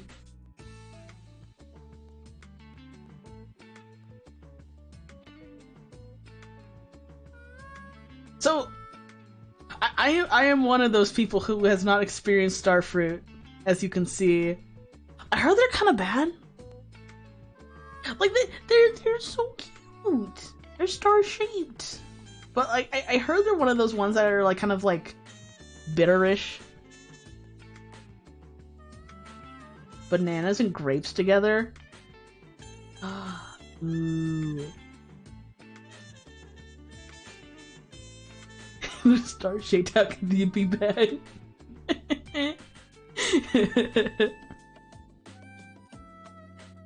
It's hard to find a ripe one. If they aren't ripe, they're super tangy. Ooh, like tangy in a good way, or like tangy in a bad way. Because like I like me tangy, citrusy, like that kind of vibe. But if I do also know you can be tangy and also not delicious. I'm thinking about grapes. And I think between red and white, I do like white.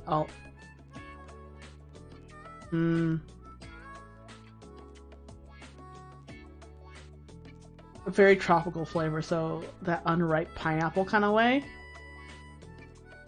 Huh. See, back to the rind eating topic. I actually do like that kind of tasted pineapple where it's kind of like unripe, where it's kind of like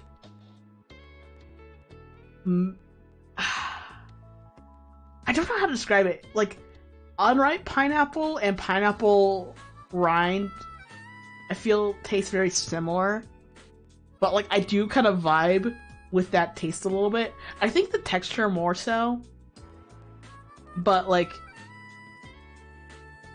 I love the crunch. I really do love the crunch. How do you feel about grapefruit? I like grapefruit flavor, but not so much like ripe and raw on its own. Actually, I didn't think of grapefruit juice, but I actually do really like grapefruit juice. Like, cranberry juice and grapefruit juice, I think are both very, very good. I don't think that's enough to bump grapefruit up from D, but I will...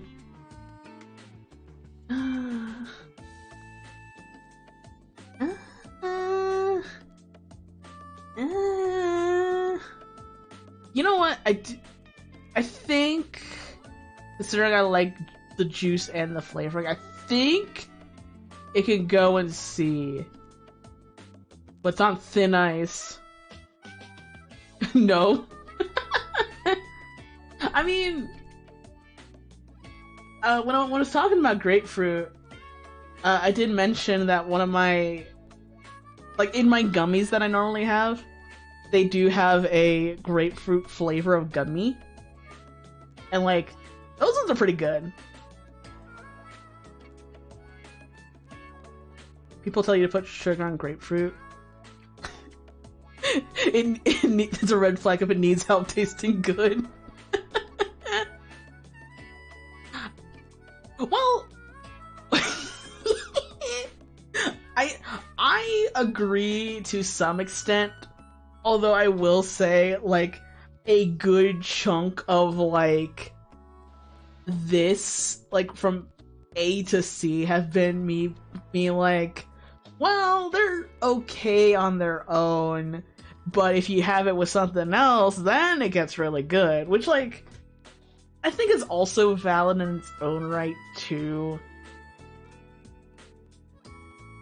Because I kind of said the same thing about bananas, too, because I was like, raw banana on its own, I kind of have to be in the mood for, but, like, if it's, like, bananas in cereal, or, like, bananas with, like, a little chocolate syrup on it, like, that shit fucks.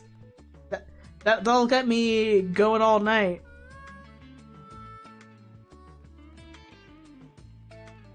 Only eat raisins and Honey Nut Cheerios? Yeah!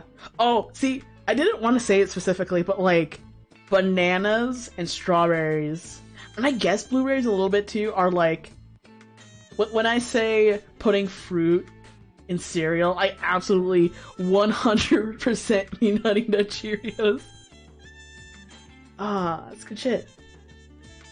Where did I put the... Oh, I didn't put that up here. White grapes, I think I'm gonna put them in S. Because, like, I like them more than the red grapes. They're great frozen. They have a very satisfying, like, texture to them when you crunch into them, and they kind of pop a little bit. I like to peel the grapes. That's pretty good.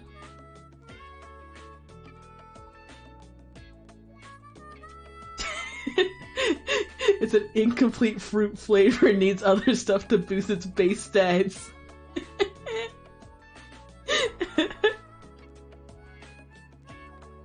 It has decent builds, but still has to compensate for being nasty as fuck as a fruit.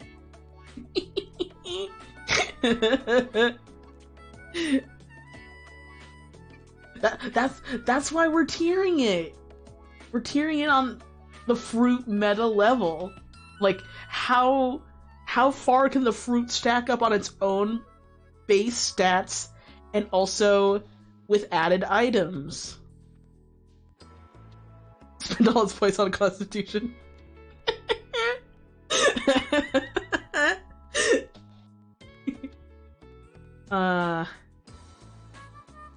Man, I find it so funny, actually.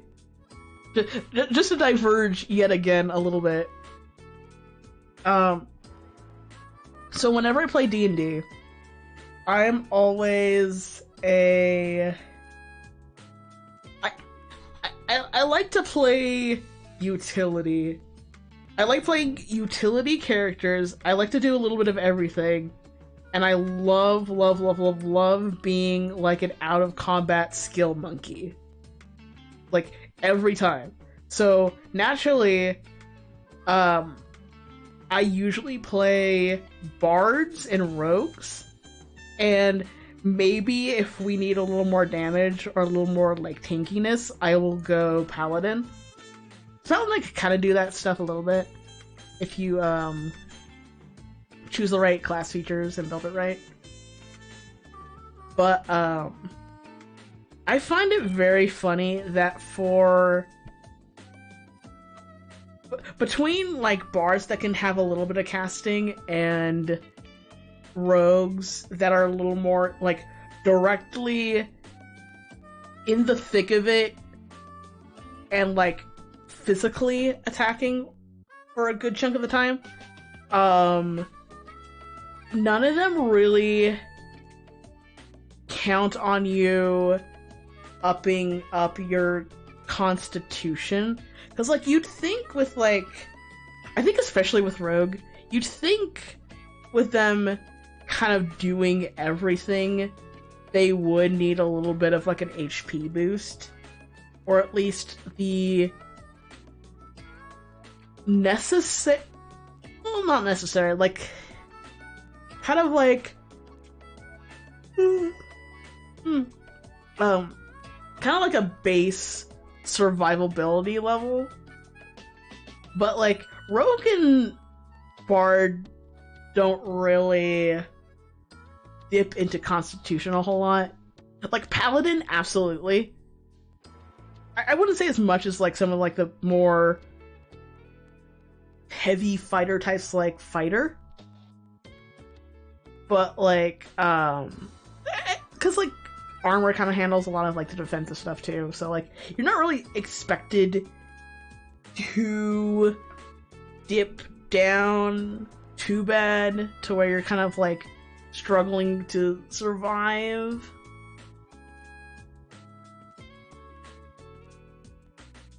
Strawberries are the barter fruit and grapes are the rogue.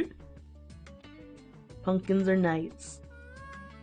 Pumpkin cowboy. Pumpkin cowboy. Callie's had pumpkin cowboy stuck in her head recently. And it's gotten stuck in my head because of that. Love it. Bars can still definitely take constitution for the sake of concentration. Yeah. I think also if you wanted to do more of sword bard and like the other really combat focused bard archetypes, you kinda could do it too, just to like raise your base HP level. But also, if you're going for combat bard anyway, you might as well be dipping a lot of your points into like dex or strength for like, you know, your your punching ability. Cookie Run Kingdom, but for fruits. That would be so cute. Like something that makes all the characters different fruits. I mean, honestly, Cookie Run is kind of doing that a little bit. There's like so many cookies that are just based, you know, like you got strawberry, you got the normal gingers, you got like you got yam, you got milk, but you also got like ones that are kind of also wild to have as cookies. I will find a way to talk about Cookie Run. If not play Cookie Run, I should get like Nox or BlueStacks or something and like play Kingdoms on stream or something, because I actually really do love Cookie Run a lot.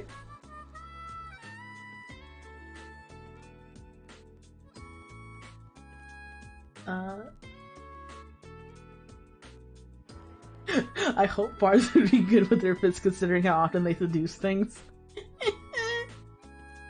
Man, I know that's like such like the stereotype for bards, but like I don't think I've ever really played like a horny bard, actually. I've played quite a few in my time, but never like ones that are just like horny like that. I have one who's attractive, but I wouldn't say necessarily like horny.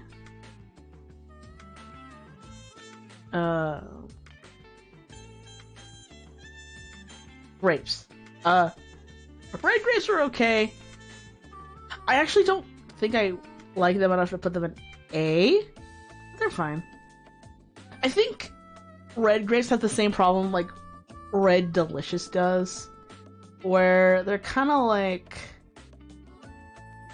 they taste like they were made way back in the day. They feel antiquated. They feel not of this time. Which, like, for food history, I guess is really cool. And if that's your thing, then that's fine too. But that...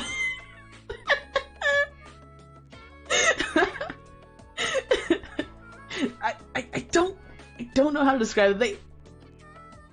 They're not quite to the degree where I was like, Red Delicious apples taste like grandma's house. But they're kind of in there a little bit, I think.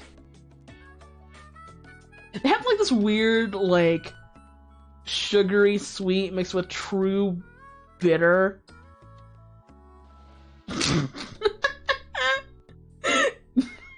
I can't believe Automide held that message.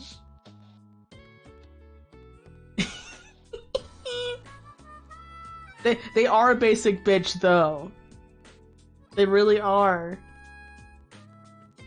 Kiwi. Kiwi.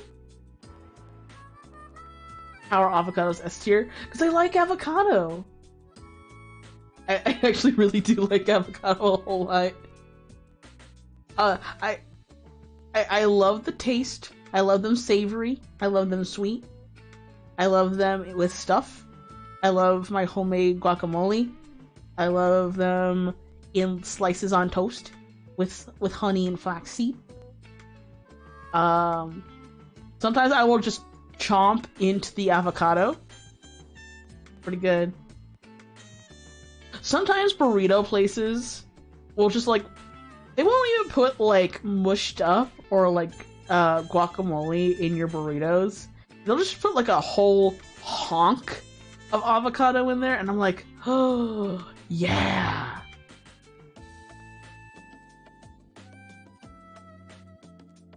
They're flexible, they're supposed to be extinct. Really? Like avocado? That's interesting. I mean, what's the current like breed of banana that everyone knows and loves? Because like, isn't that one like endangered? Like people are trying to like really hurry up and try to make more known banana varieties that are like commercially grown and sold, because like the current banana is like being ravaged by disease. The banana thing. Okay, I'm gonna talk about kiwi while you enlighten me on banana. Hi, Action! Have a good lurk! I did mention I do like to eat the kiwi skin. Kiwi skin's pretty good. Kiwi itself, I actually do really like. I think it's a little... It's kind of creeping into the too tart territory for me, which is pretty high, I think. Like, sometimes you can get a really, like, sour kiwi, but, like, I don't hate it usually. I remember one time, like, I used to have HelloFresh for a good chunk of time. And one time I got a HelloFresh box and they just sent me a kiwi. Like they sent me a promotional kiwi from a specific brand of kiwis. I had it and I was like, hot damn, this shit good. Kiwis I actually do quite enjoy. They can go in a promotional kiwi. Yeah, you know how like sometimes they like when you get the mail, sometimes they'll be like, here's a coupon for our thing. Or like if you're getting food at like a restaurant, they're like, here's a promotional deal. We're giving you this food to eat for free because it's on promotion. We want you to buy the thing. So here's a free sample. Free sample, that's what I'm thinking of. I haven't seen like the concept of free samples happen in so long. But like, I essentially got like a free sample of kiwi. It was so funny. It was like in a really, you know how like they have like those plastic like egg cartons where it's kind of like a plastic, like not quite a clamshell case, but kind of like that. And you lift it up and there's like one or two eggs. It had like one kiwi like that. It was packaged so sweetly, so gently.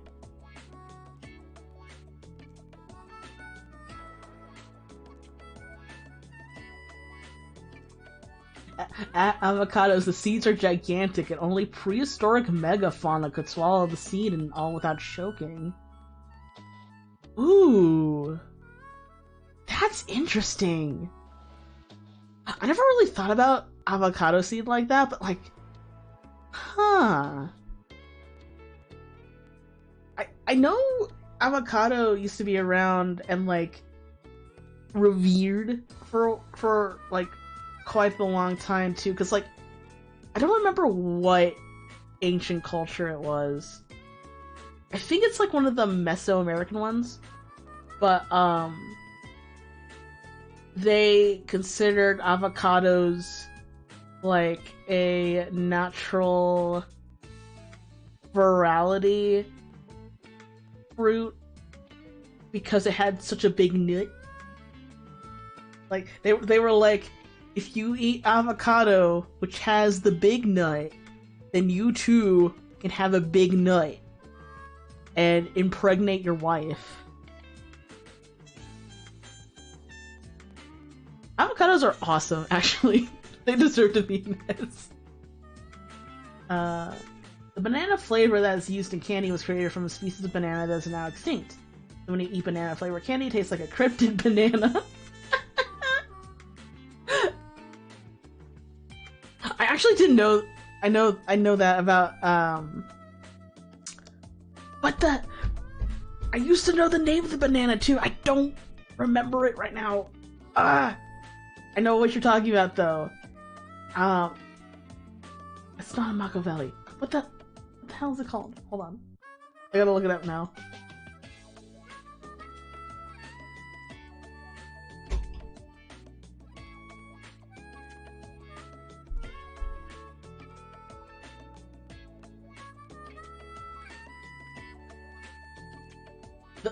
The Gross Michael banana. That was it. Yeah. I think the current one is like, I think the current banana is Cavendish.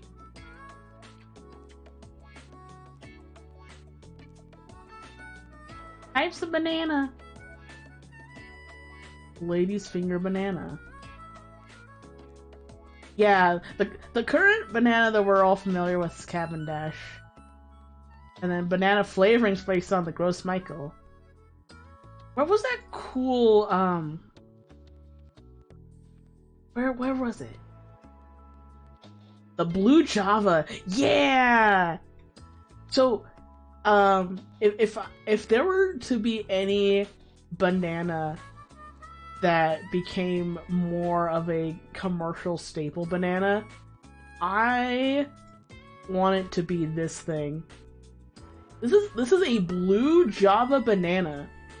It is not Photoshop. They are actually blue. I think the color might be saturated a little bit. Let me find. Yeah, this guy.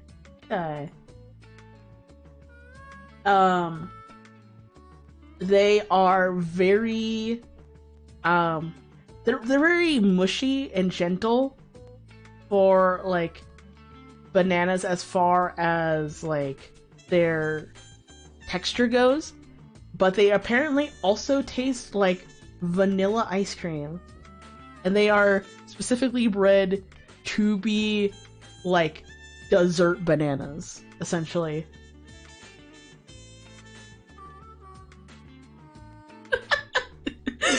All my bananas are Chiquita bananas. That lady knows how to rock a fruit hat and knows her bananas. Ultra rare blue nana you can only get in-game event. But they're so pretty though. I love them. I wish that breed of banana. I hope that one gets more traction, because I would love to see that in a store and just be like, oh, it's the blue nana, and then I get it and I get like, that would be great for putting chocolate syrup on, actually.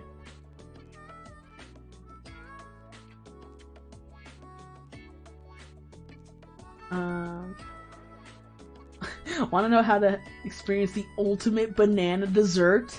If you had a banana boat. Is that like... No, that's not a banana sundae, is it? Because I've had like banana sundaes that have like two really big bananas and they have the ice cream in the middle. I think that's just like a normal sundae. And I also know like a banana boat is like hold on. I don't think I can properly explain. we're calling bananas bananas so much. I wanted to like Google banana boat to show you. And I just Googled banana boat. This thing. Oh my god, it's so big. It's like a big long raft that you can kind of sit on, and like it gets pulled in the water. You just go like meow. I want to know about the banana boat though. Bruh nana. I know like sushi boats are also a thing too, because like it's like a big tray of sushi. You take a knife and slice the skin long ways. And you take your choco chips, marshmallows, peanut butter, banana toppings of choice, and stuff in the banana jacket. Wrap the thing in tinfoil and stick it in the oven for 5 minutes. Oh, ooh, that sounds awesome. What? I actually really like baked bananas a lot. They get like that. Does it still get like that nice, like, kind of like melty consistency, even with all the stuff in it? Because I think, like, definitely, like, you know, if you have like chocolate or marshmallow, it'll melt down. But like, oh, yeah. Yeah. Oh, that sounds awesome. I'm also writing that one down too. Yeah. I'm getting bananas, and I'm doing that, because that sounds hella cool. Yeah. Water.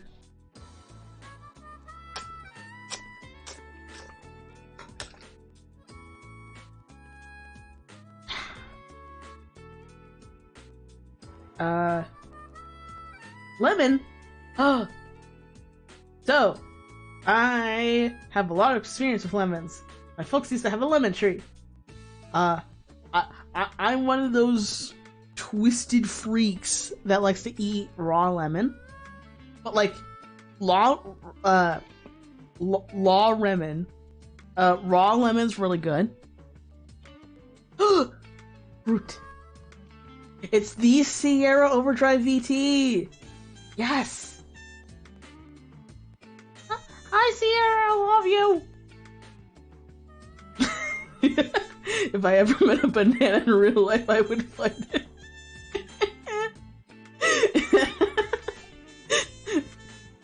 Good thing bananas are only in fiction and not real. Right? Right? I'd be scared. I don't know what custard apple is. They look fucking weird though, hold on. I'm tempted to Google it. The image.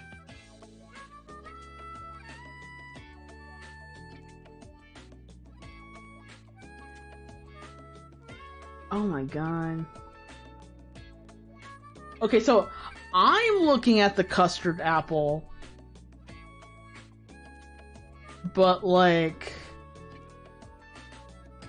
I almost kind of don't want to show it on stream, because I am not someone who gets like the trypophobia, like weird, icky, uncomfortable feeling seeing like weird dots and like blotches and circles and stuff. Looking at the seeds and custard apples really gave me that like trypophobia feeling. So I'm not gonna show that on stream. But if you're curious about custard apples, please be aware of that if you ever look that up.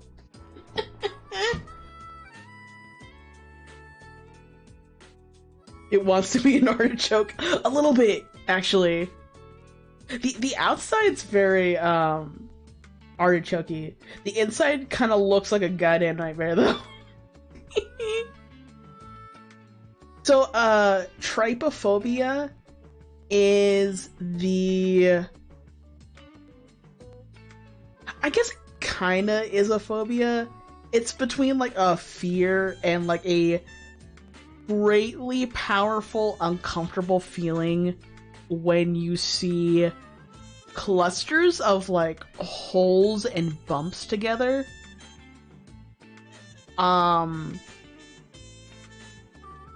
It sounds very specific, but a lot of people get that reaction to like maybe like wood that kind of has like bubbles in it, or like, you know, maybe like groups of bubbles, or like fungi. A lot of plants do it like naturally. Wasp nests too, yes. Just anything that has like a lot of like ununiform holes and circles next to each other, they can trigger that kind of response of just like and like like I said, like I normally don't really get that feeling. Lotuses too, yes. I don't normally really get that feeling, but I was looking up the custard apples. I was like looking at the seeds and I was just like it was not a good time. I looked at cursed banana and I saw bean nana. I need to get like a... Oh, that's Discord. Hold on, actually.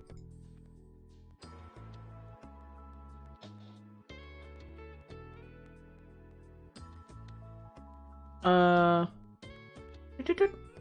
was gonna look up the image that Sierra sent me so I can like make a censored version so I can show it on stream.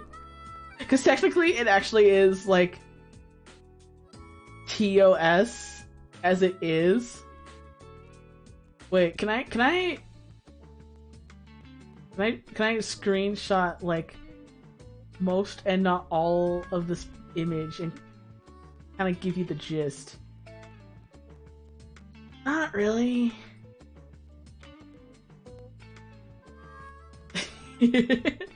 I do like the banana image though. Has anyone cooked apples before? Yes. Just the face. Oh, you know what? Yeah. Hold on. I was talking earlier about I wanted more situations where I could use baked apples for things. Because for a while I had I was really on a kick of like baked apples. And I was watching a video that reminded me of baked apples.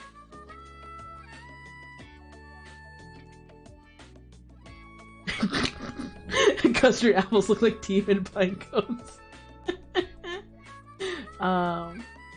Grilled watermelon's actually really good. I have not had it before, but they actually come out looking really, really cool.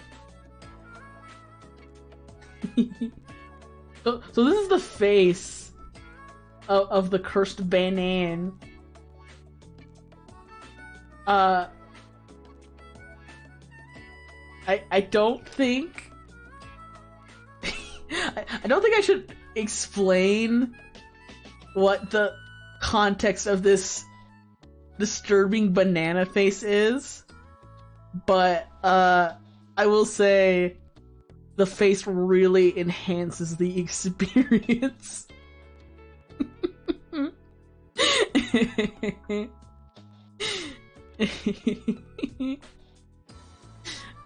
I love this image so much. He is flashing his nanner. Yes, that's a good way to put it. Wait.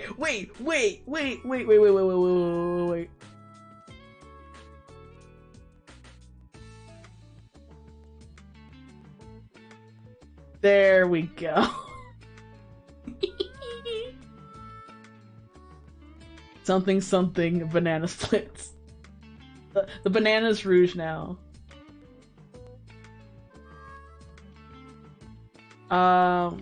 Yeah, lemons. Fresh lemonade from a lemon tree in the backyard is one of the things I actually do miss most about childhood. It could be so many things, but I'm just like, man, having like a lemon tree that grew year round to make lemonade year round, that ruled. That was awesome. Honey lemon's really good. You just kind of like soak it in honey and slices. You just kind of like suckle on it and then give it a nice chomp afterwards. That's pretty good.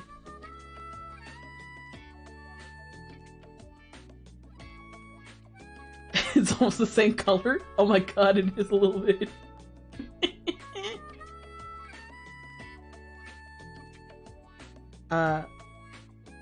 Only NBA YoungBoy fans can eat lemons raw. It's been so long since I've actually eaten a raw lemon. You know that Pop Team Epic bit where one of them like eats the lemon and then makes the face? Like, I'm someone that actually does like eating the lemons raw, but I still make that face. Like, exactly.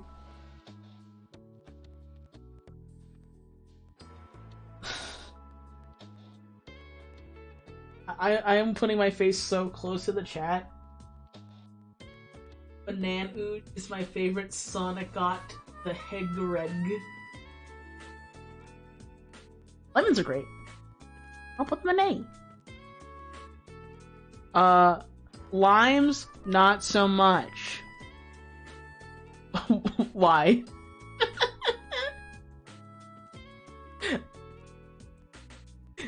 But my eyesight is very bad. I wanted to get super close to the chat just to make sure I was reading that right.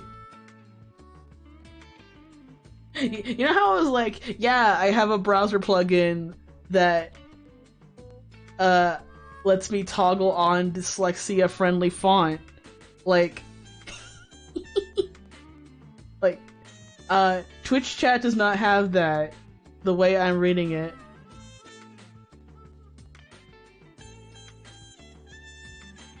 Key limes, I think, are overrated. I still enjoy a good lemon and lime meringue pie, but very, I have to be in the mood for it. Okay. Callie and I used to live in a place where a very popular chain restaurant in the area had one of their claims of fame being like really fresh limeade, and the limeade actually was very, very good, although I think it was one of those instances where if you drank too much of it, it was really, really strong. I think that's the general vibe I get from limes. Like, I think in moderation, limes are fine, but they're very easy to overdo and make very, very strong. Lime flavoring, though, I actually really, really like. I like, I used to feel kind of low-key about, most lime candy until, like, actually pretty recently. I want to say, like, the last year or so. Limes are racist lemons. We's the better small citrus fruit, unlike those damn lemons. Hogging up all the place, hogging up all the mixed with sugar water drinks. We's the better citrus. Fuck them lemons.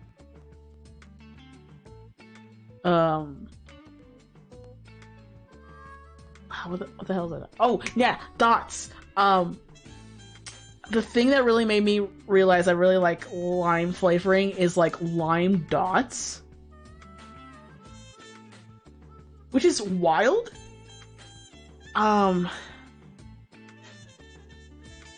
I wish I could have tried the lime Skittle. Because currently in the lineup, the green Skittle is green apple, but it used to be lime. And I feel for like that kind of mix, for that kind of candy, lime would have been way better. Like, I get like Mike and Ike sometimes. I really like lime Mike and Ike's too. Lemons are eugenic limes or oranges. What? Are they like super like specific bread? I've sent you banana frog. Banana.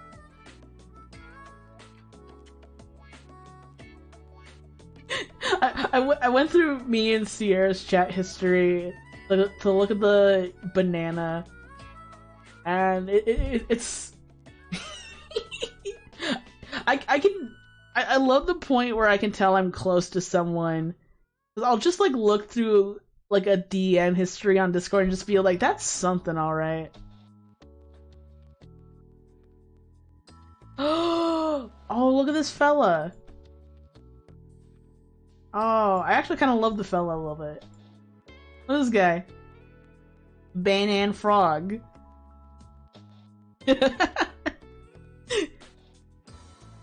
Man.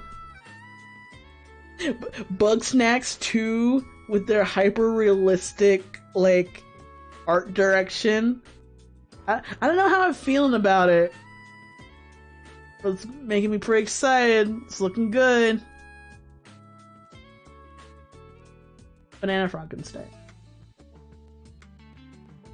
Banana Frog can go with Banana Rouge. Yeah, there we go.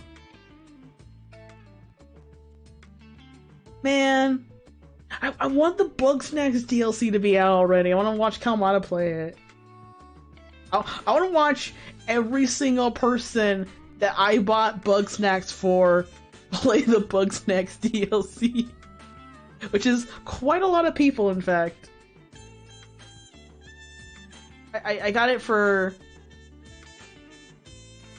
Kalmata, D-Tai Moratora, Lex, I think another friend. And I was planning on getting it for Callie. Lions are just...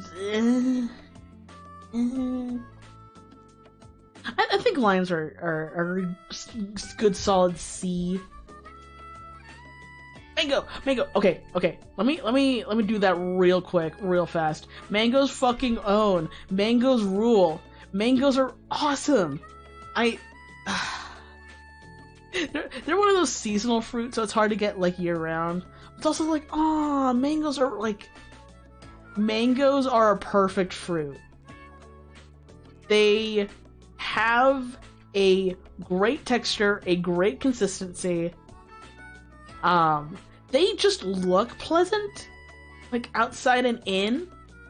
They're very easy and delicious to eat on their own. They cook super well. They're very versatile when they're cooked.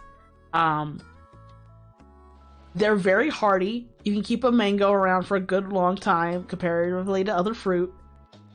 They're just like easy and delicious.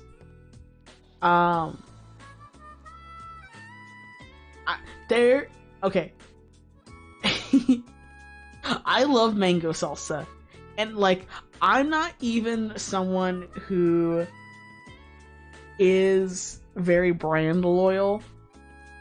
I think brand loyalty is a dangerous game that pits consumer against consumer in the profit of major corporations that have their money anyway.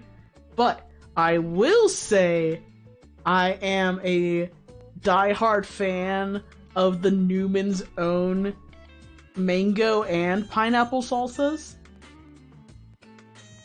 I love fruit salsa. Mangoes themselves are also really, really good.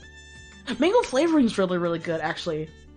I don't see people do mango flavoring a whole lot in like candies and stuff, but when they do, it's like, good shit. Wait, isn't there a mango? Yeah.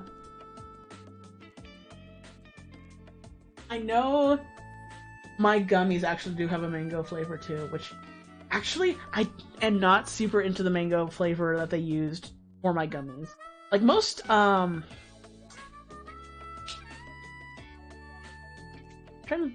like Mike and Ike's have a good mango. I think like, have you ever had like Mexican candy where it's kind of like they use the kind of like sweeter but still kind of tangy flavors like mango, and they put like chili powder on them? That's pretty good.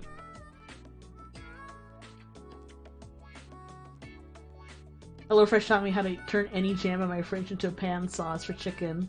Oh, yes! That's one of the things I actually really miss about HelloFresh. Like, I've learned so much about cooking just from like the stuff that I've gotten. Like, I always like diagonal like bias slice my carrots now whenever I do, because like they end up looking so nice, and they like cook way better too. Ooh, good shit. mangoes are good. I love mangoes. Nectarines?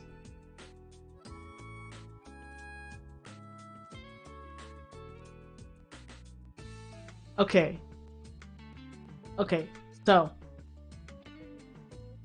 looking at the looking at the list, I realize when all the things I said about apricots, I was talking about them while I was thinking about nectarines.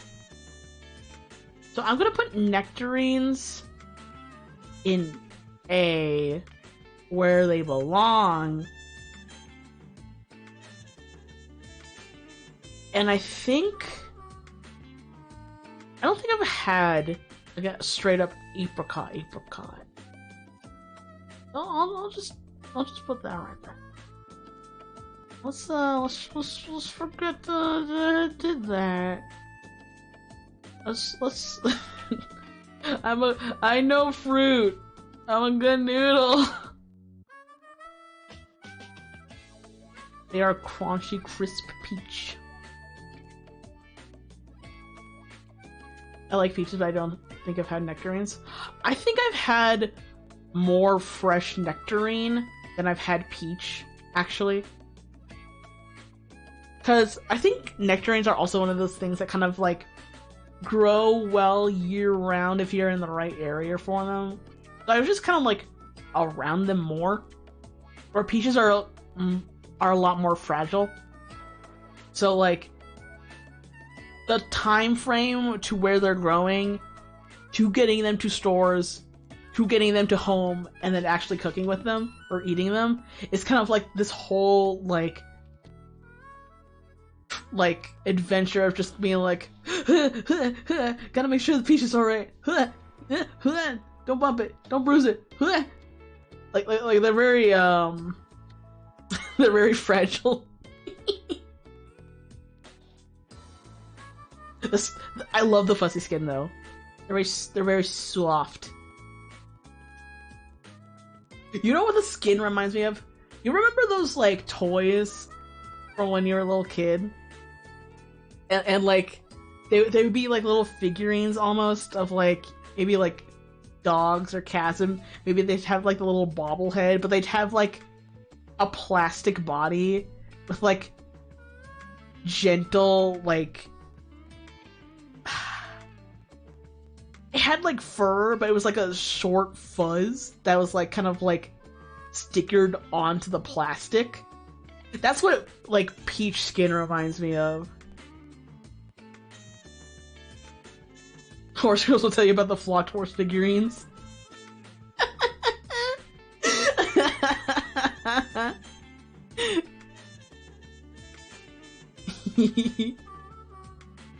I'm glad you know. Because when you know, you know. I think since we're talking about peaches anyway, or peaches, I used to love peaches so goddamn much. On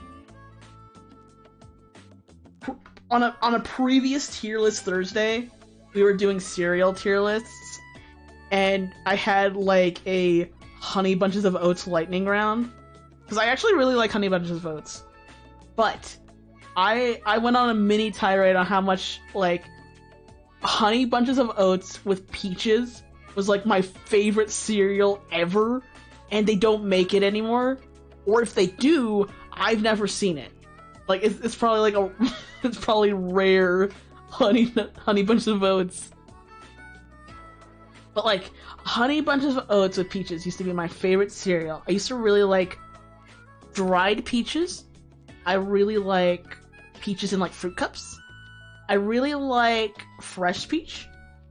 Fresh peach is a little hard to work with because like sometimes they can be underripe and have like that weird kind of like hard texture almost, very like nectarine-esque.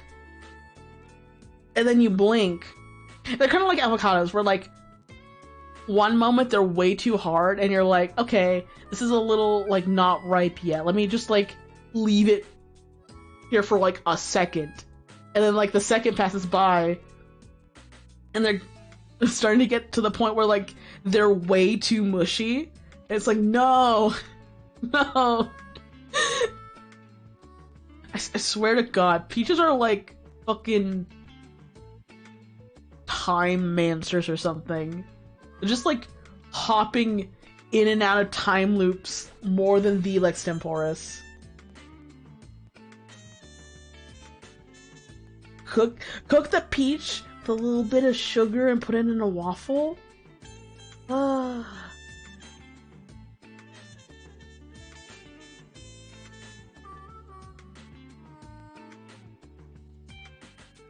I love having cooking streams, because I'll get people like you, Frog, and Lauronis, and just be like,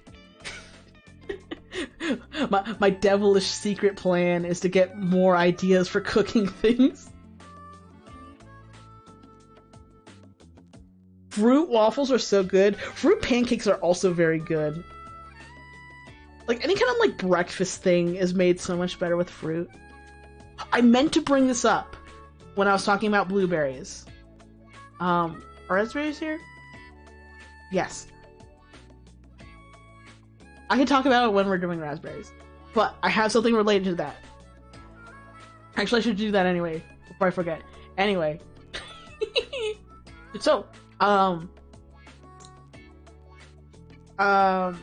mentioned it a couple times, but I still am, but I used to be really, really into Toriba, which is a remote play crane game operation. Like, you can either go to the app or the website, and it'll just give you options for different crane games to play. And you, like, play it remotely. And if you win something, you get to keep it. They like, ship it to you. I used to be really into it. And one of the things I actually haven't won a whole lot. Oh, yeah. Have a good sleep, Nathan! Thank you for stopping by! It was good having you. Yeah. But, one of the things I actually did win was a honest-to-God, for realsies, not like, obviously not a commercial one, but I did in fact win a takoyaki maker. Like, it's got like, it's just like a tiny, think of like a griddle size, or like a small pan, but it's like a cast iron like griddle with like the takoyaki like half circle divots in it. And we haven't been able to get to like an actual like Japanese like grocery to get the things to make actual takoyaki with. But what I did to kind of goof around and mess with and practice with the takoyaki maker is I made, some normal like powder pancake mix. And instead of, like, I kind of cooked it like takoyaki, where you kind of like, pour it in little by little, and you kind of rotate it around. Put Asian food products on your throne. I should actually. When I was like thinking of like doing throne, I was trying really hard to find a reputable place that was selling Japanese Kit Kats, because I have a little bit of a thing for Japanese Kit Kats. There's one site that sells like a whole like taste testing pack, and I've been meaning to like get that. I really like most Japanese candy too. Where are they? Yes. I literally have some Pocky here. I got matcha Pocky because like matcha Pocky is my very favorite. I wonder if I could get a good snap with it. Oh no! Ah! I wanted to snap my Pocky for a fact, and it fell into my water cup. No! No! Ah, it's wet Pocky. This is why I don't do ASMR streams.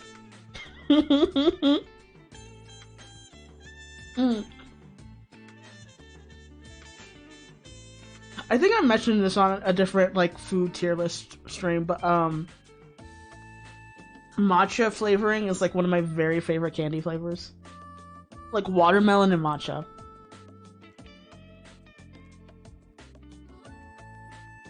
Germany has chocolate, Korea's got chips and snacks, and Japan has savory snacks and specialty flavor candy. Yeah. If it weren't for like ramune, I don't think I would like melon flavoring as much. Like American watermelon flavor is fine, but like ramune, like melon, and like most like Japanese like melon flavor, really, really fucking good. General like soda flavor that they do too. I don't see like general like soda like flavoring out in the West, but like plain ramune and like soda candy, that's pretty good. I think like Japanese melon is based on, it's like honeydew the same way like American strawberry flavoring is strawberry, but it's not quite the same thing, but it's kind of like the associated artificial flavor. I'm very curious what they make that flavor with though too, because like melon cryptid. some you know how like sometimes you get, you know, artificial flavors, which is like, you know, they kind of like concentrate down specific like chemicals to kind of be edible replication of certain flavors. Like, I don't think artificial like flavors things are bad. I think it's just like a new way to make that thing without necessarily using the thing, which I think is fine. But a lot of when stuff says natural flavors, sometimes it could be from very interesting places. Raspberry flavoring in particular uses specific glands off beavers. I won't say where. But raspberry natural flavoring usually comes from extract of beaver. I will say. You know where. Yeah. You probably know I'm not saying exactly where either.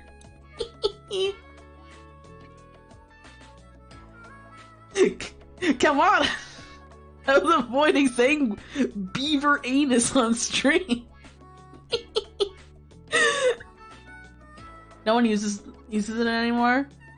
Interesting.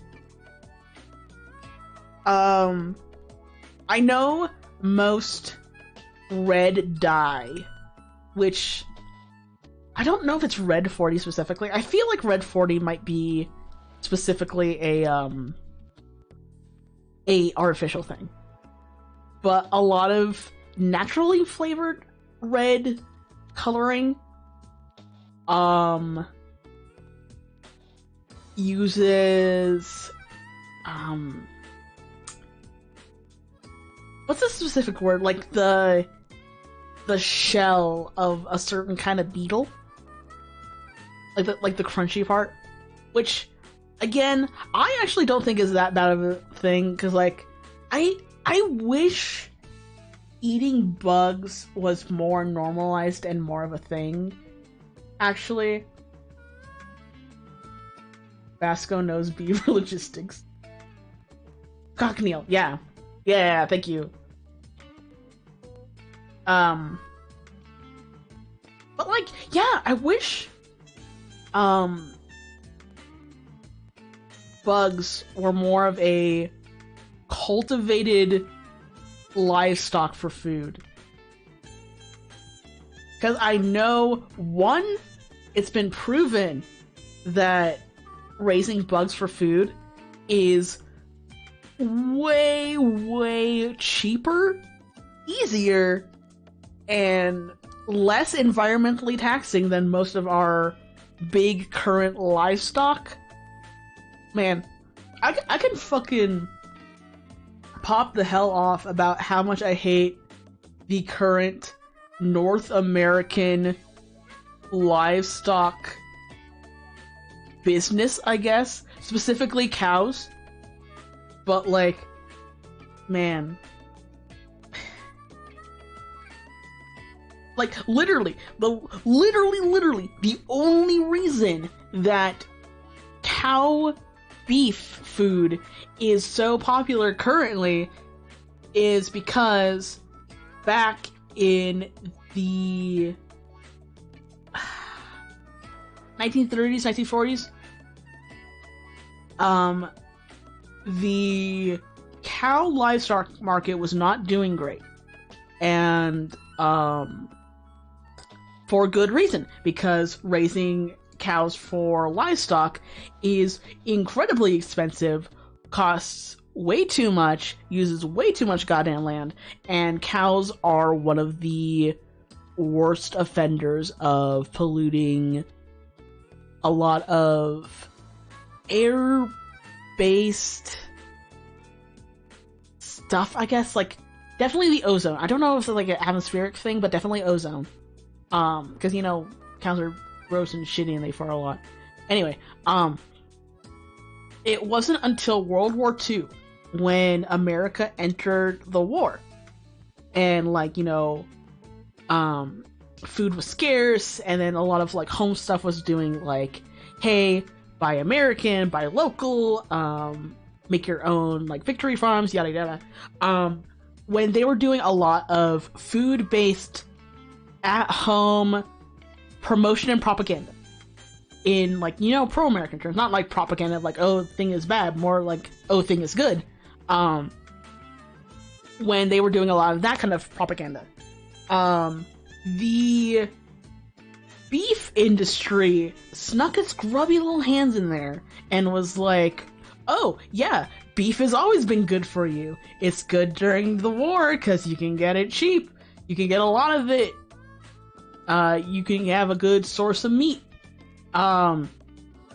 Keep in mind, about this time too, beef is probably, and arguably still is, one of the least healthy meat you can get. But, so during the war, you know, even if someone is kind of, like, smart to see through the bullshit and, like, you know, kind of be like, yeah, they're obviously trying to play me and, like, trying to get me to eat beef. Like, you know, it's World War II America. You don't really have a lot of options. So, people are buying a lot of beef. The beef industry grows to a sustainable degree where they can afford to keep doing it despite it being so expensive. And then, after the war, when, technically no one needs to eat beef anymore, the beef industry, once again, is like, hey, you know what? What if we, just for pranks and just for profit goofs, we say beef has always been healthy. Again. So, they get with the FDA, and when the introduction of the basic concept of what we know today as the food pyramid happens, back in the day when they were first making it, it wasn't really necessarily like the food pyramid. It was more just kind of like a government officiated rough concept of things you would eat and, you know, feed your family to have a balanced and healthy diet. Like, the real refined food pyramid really happens around the time where the American obesity rates go up, so it's more of like a health thing more than a general, this is what you would normally eat as a healthy diet kind of thing. So when they were making what would be the food pyramid, they were like, okay, you got your grains, you got your fruits, you got your veggies, and then you have your meats. Before the war, they, Good night, Frog! Thank you for hanging out, and, thank you so much for all the food talk. It was super, super fun. I will get at ya later on to talk about game stuff. But I hope you have a good sleep. Good night!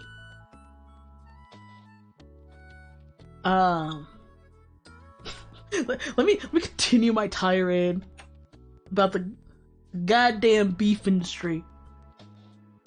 So when they were making the meats and like protein, essentially, section of what would be the food pyramid, they were like, okay, what are good sources of protein? You know, obviously you got like your chickens, your fish, your pork, beans and nuts. Beans and nuts actually were a much bigger part of like the old food pyramid, but the beef industry was like, hey, you know what else is a meat? This guy right here, beef.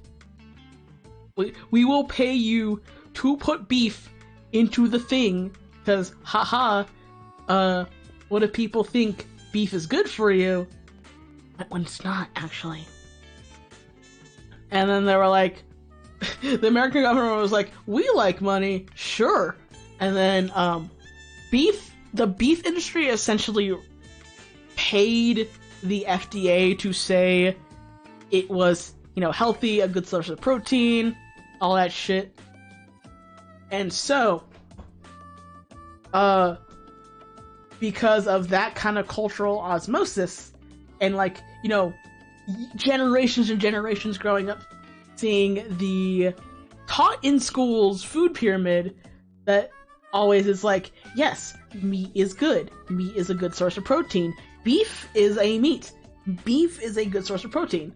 That is literally the only reason that beef continues to be a thing, especially in American diets. And like, if you go to other places around the world, beef is not as big of a meat as it is in North America.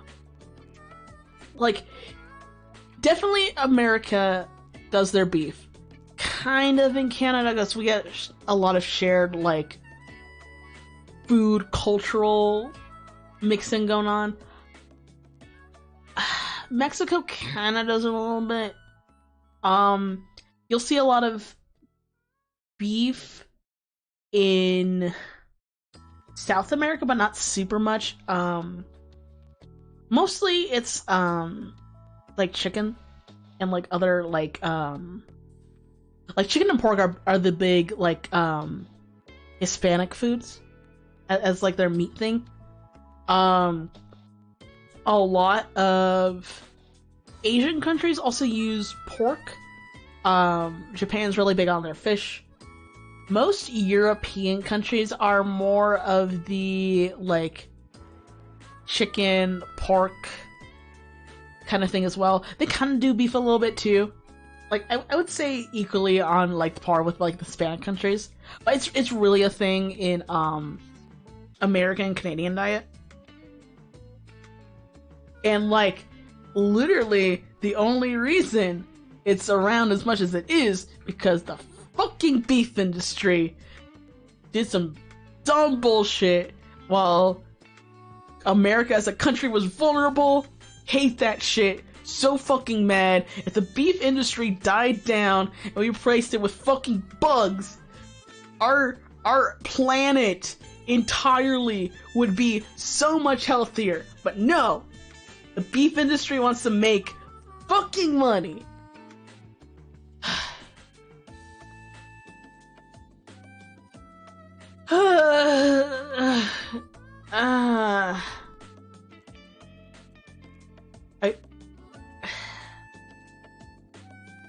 I feel like years and years of immense emotional stress got lifted from my chest. I feel so much better after being mad at the beef industry. I don't even remember what we were fucking talking about. I don't think we even started getting to oranges.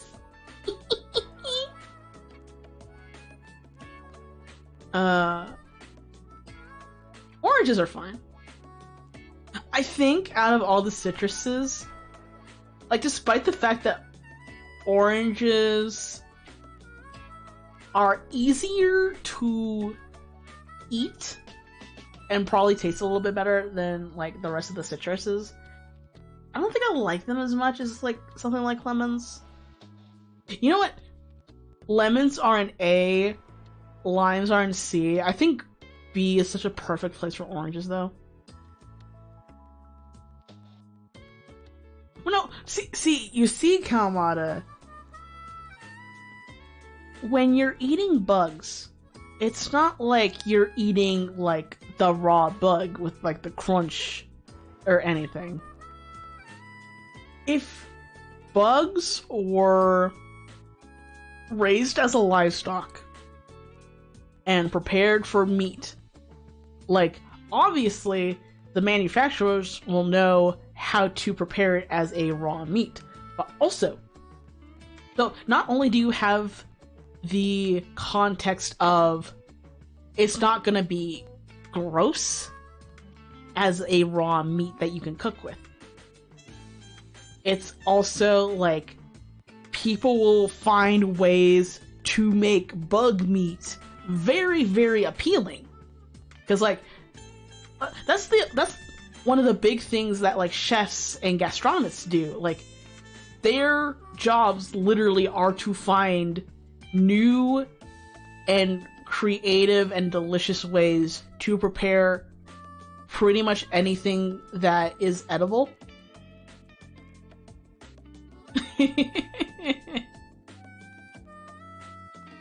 I kind of forgot about the crustacean thing with you too. Like, okay, I get it for you, but also I see so many people are like, nope, not gonna eat bugs ever. Like, you know you're not gonna eat like a whole raw cricket with its weird little twitchy legs or anything. Like, they're probably gonna take like the more sustainable meat from them. They're probably not even gonna have like the crunch to it. The only problem I can see coming from raising bugs as livestock meat is probably the fact that we don't really quite know the flavor profile of it yet, and it could be a chance that it ends up tasting a little gamey. Like, I actually heard that about a lot of different a lot of animals that have that technically have meat as like a novelty thing, particularly crocodiles and kangaroo. Actually, they are both very, very strong animals with a lot of muscle. And the thing about animals that tend to be very strong and muscly, most of the meat that you get from them is muscly, which is tougher and not as good as like fatty meat. That's why like animals that we raise for livestock, like chickens, pigs, cows, they tend to try to feed them as often as possible to get more of like the fat from it. And not like you know, like the white fat, like the fatty meat, you know. I think like the part we consider like fat, like from that kind of stuff, is like the connection tissue rather than the actual like muscle meat, or like the fatty meat. But things like crocodile, alligator, kangaroo, I think also emu, from what I've heard, tend to have a lot of more of the tough muscle meat. So you can technically eat them, and they're, from what I've heard, fine. They're just a lot tougher because they are, you know, they're not fatty. They're strong. Fucking love talking about gastronomy. Ew! Ew! Ah! No! That was matcha water! Fuck! Forgot I did that! Oh, gross. Ew. Ugh. Okay. Raspberries. So, the thing I was gonna say before. When I got my takoyaki maker, I took pancake mix and I made like the little takoyaki balls. What you do with takoyaki, ideally, when you're trying to make, you know, normal takoyaki, is you take a chunk of octopus and you put that in the middle while it's cooking. Depending on the kind of takoyaki too, you can also fill it with smaller bits of different fillings in the takoyaki too. I heard corn's a big one. And then, you know, with like your octopus, any extra fillings, it's in like a little ball. And then you take it, you pull it out, a little ball shape. You put on your mayo, your bonito flake, any kind of vegetables you want with it too. So what I did for my pancake takoyaki, instead of using octopus, I used blueberries. Because, you know, they could be a little fatty, a little big. Plus, you know, blueberries and pancakes go very well together. And instead of using, like, you know, like, smaller, like, vegetable pieces for, like, filling, along with the blueberry, I used crushed up raspberry. So I essentially made blueberry raspberry pancakes, but, you know, like takoyaki. And they ended up looking and tasting really good. I put pancake syrup on them instead of, like, you know, mayo. But I kind of want to try to use, like, a compote next time. Because, like, I think, like, a fluid, but not, like, liquidy fruit jam would be, I think, a better flavor mix than pancake syrup. That's most of my experience with raspberries. I think otherwise, I'm not super into raspberries. I like them on their own, actually. I think it's one of the times where, like, I like them on their own the best. With things, I've usually had, like, you know, pancakes, fine. ice cream, okay. And I actually do not like artificial raspberry. I think especially in like recent years too. I feel like it's got like a weirdly kind of like heavy or rich flavor to it.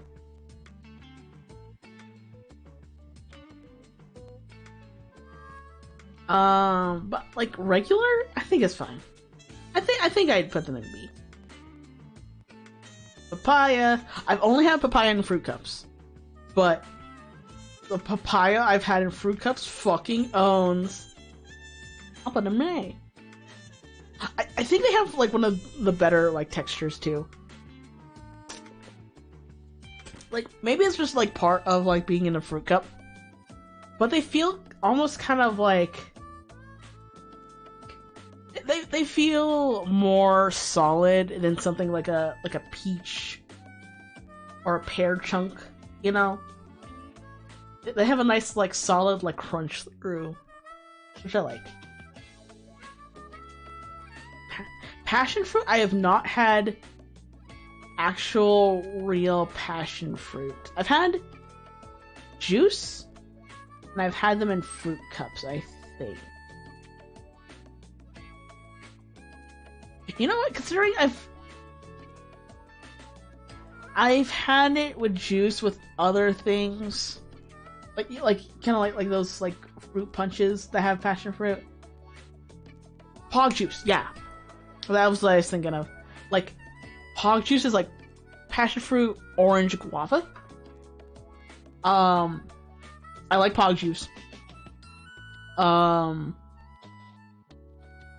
of that, I don't think I really have a frame of reference for passion fruits. I'm going to safely put it here. Peaches, I think we already went over peaches. Peaches are great. Pears, I like the taste of pear. I like what you can do with pears. I like pears in fruit cups. Pears have like the weirdest texture. Like it's a solid chew through, but there's no like resistance to it. It's so weird. It's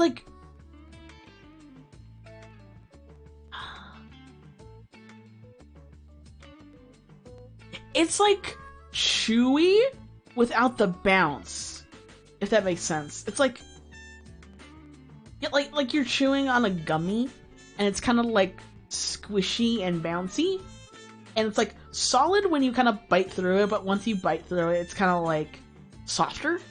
Pears are kind of the same way, except they don't have like the squishy resistance that gummies do.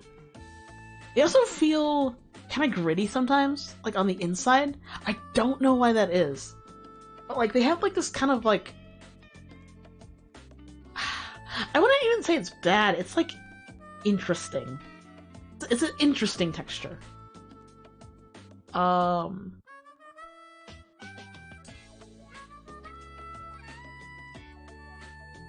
will say also, oh they are here. Cool. Like these green pears are better IMO than the Asian pears. Asian pears can be a little... So pears already are kind of sweet without really having a bit of like a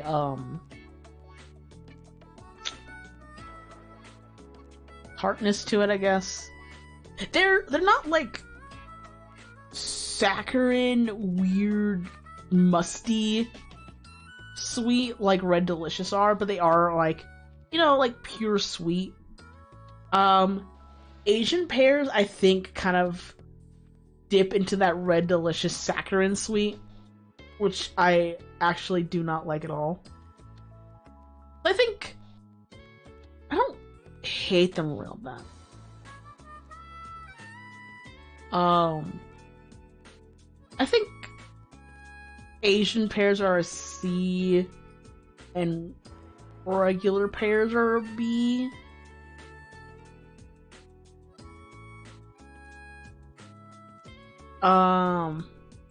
Persimmon? I actually have not had persimmon. I thought I recognized it and was trying to remember it. But I think I might just be thinking about Animal Crossing, actually. Mm.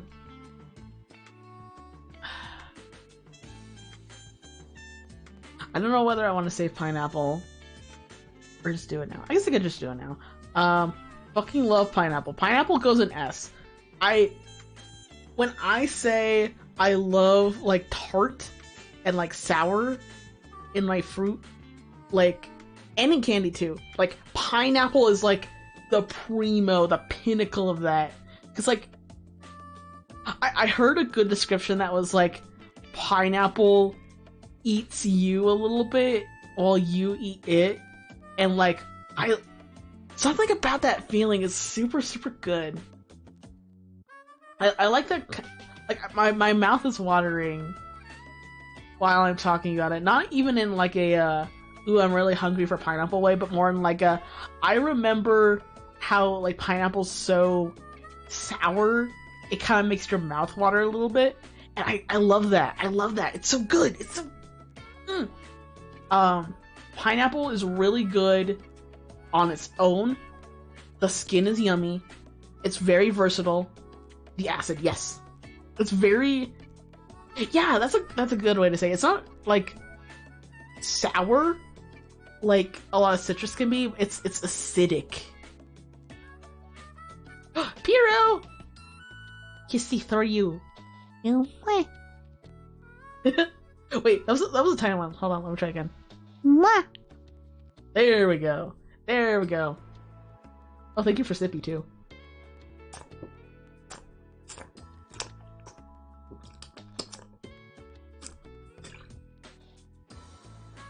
Taking that, like, fat, like, cage bottle sip.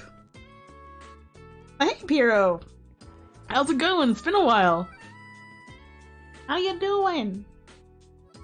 We're talking about fruit. Slurpee bottle sip.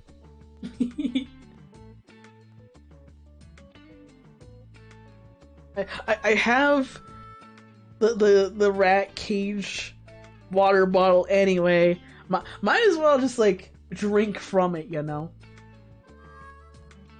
Watching the fruit. I was just pogging off how much I love pineapple. Pineapple, weirdly enough, very good when you kind of like... I feel like some of the other like sour and like citrus fruits, you kind of lose some of their edge when they're sweetened down. Like, you know, like lemon pie, key limes for pie, honey lemon. They kind of go from being like sour without like citrus kick to kind of just being like tasting like the thing, but not really like punching you like the thing. Pineapple, I'm thinking like pineapple upside down cake, and like I think it still retains a little bit of like the acidity, but in like a good way. Kind of like how you would put like apple cider vinegar in like a baked thing to kind of like use the acidity to kind of like balance out the flavors while it's baking. I feel like pineapple also kind of does the same thing, especially like paired with maraschino cherries, and it's like, oh, so good. Pineapple's great. Pineapple, I was talking about peaches and how like they were one of my very first favorite fruit. Pineapple was like, I think, my second very favorite fruit, and like I don't know if I'd say that now, but it's pretty up there. plums. Plums we also had a tree of in the backyard when I was growing up. Plums are kind of like peaches, where they kind of have a little bit of a time management problem. Particularly while they're still on the tree. I remember, so our plums didn't grow year round, but when they did, we would always kind of like watch the tree and make sure it was the right time for us to pick them. And then, but before we even know it, when it was time to pick them, we like, oh yeah, we got all our plum picking stuff. We got like all the stuff ready to make like plum jam. We're super hyped about the plums. They all fall off the tree on their own. They splat on the ground, and then like we go to pick them up, and they're either too mushy to like, you know, salvage from being splatted, or like ants start to get them, and it's like, no. Oh, it was such a bummer. But like, whenever we did actually get the plums to use, my mom actually made like this plum jam from scratch, and like, it was so good. Like it was great on like toast, but honestly, I think it was best with like savory stuff too. Like we would pair it with like some of our like soy meat, and it was yummy. It also kept very, very well. We had like jars and stuff, and we had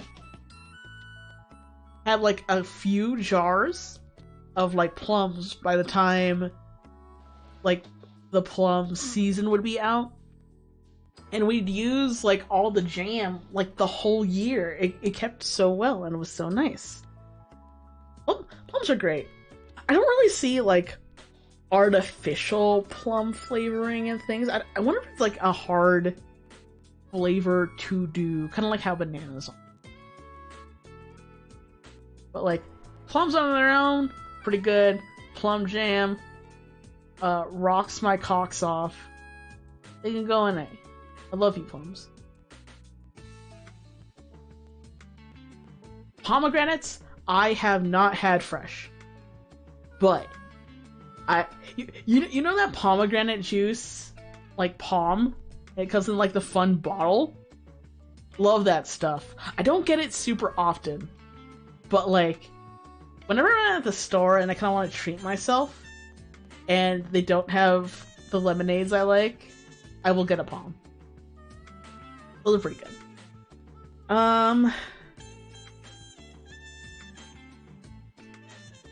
Kind of what I said about passion fruit, though. I don't think it's quite right to base it just on, like, that little experience of it alone. So I'll put it here. I'll put it in Never Tried.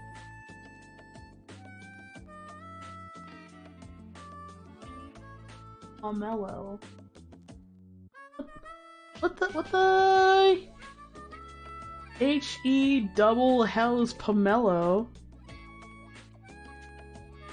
Pomelo. What?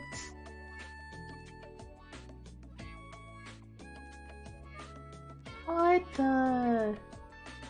Where do you get this thing? What the hell is this? It looks like a lime mixed with a grapefruit, kinda. Like, almost literally. It's got, like, the stinky little outside with, like, the you know. But, like, the inside's got, like, it looks, the outside looks like a lemon mixed with a lime. The inside looks like the slices of an orange mixed with the fruit of a grapefruit. I bet this thing tastes like absolutely bonkers too. Like it tastes like a fucking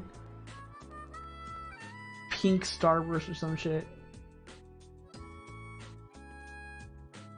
I'm going to Google. I want to see what they list the flavor as. Similar in taste to a sweet grapefruit. Interesting. What the hell? What rules?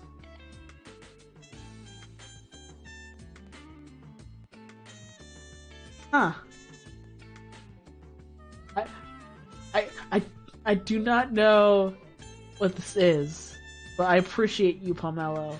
I love you. Fucking strawberries! I think the only reason I'm not going to put them in S is because depending on when you get them and from where, they can be... So I think the ideal strawberry is one that is both very sweet with a little bit of like a tartness to it in like the aftertaste. Like it can be...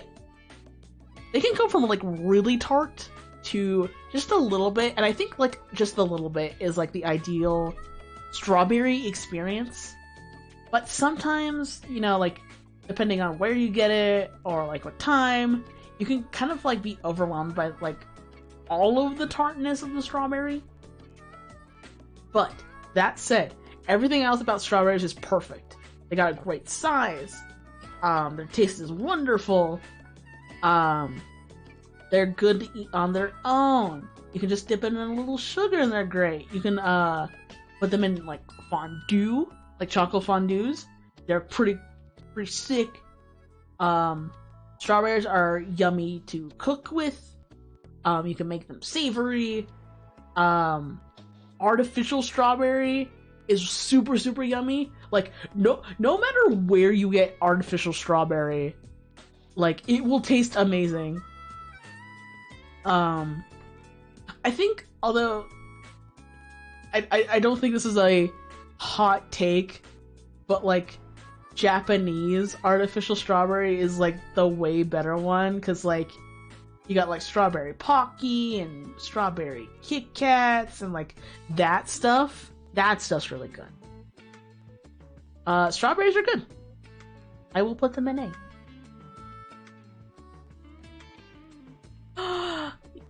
You got a strawberry allergy? Oh, I'm so sorry. Is it like one of those like it will hurt your tummy real bad for a while, or is it like a bad allergy?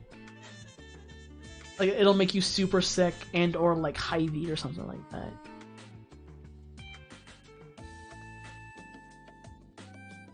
But yeah, like it absolutely sucks when it's like something that's super yummy and you love, and then it's like allergy out of nowhere.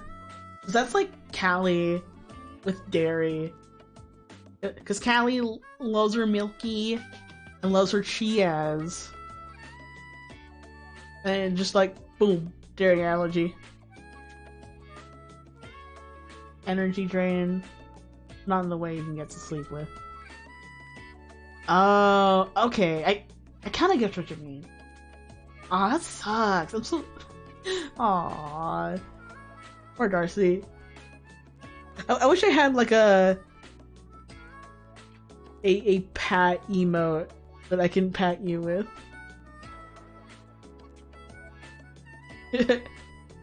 Yeah, but between like your strawberry allergy, Callie's dairy allergy, and my red meat allergy, we will fight the CEO of allergies.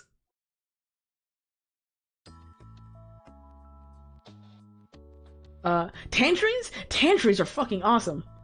I've only had the fruit on its own. I don't think even that often, but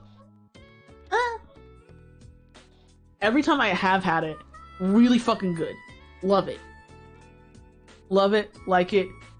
Would do it again. They can go in A. Guava is another one of those where I've only had them in fruit cups. But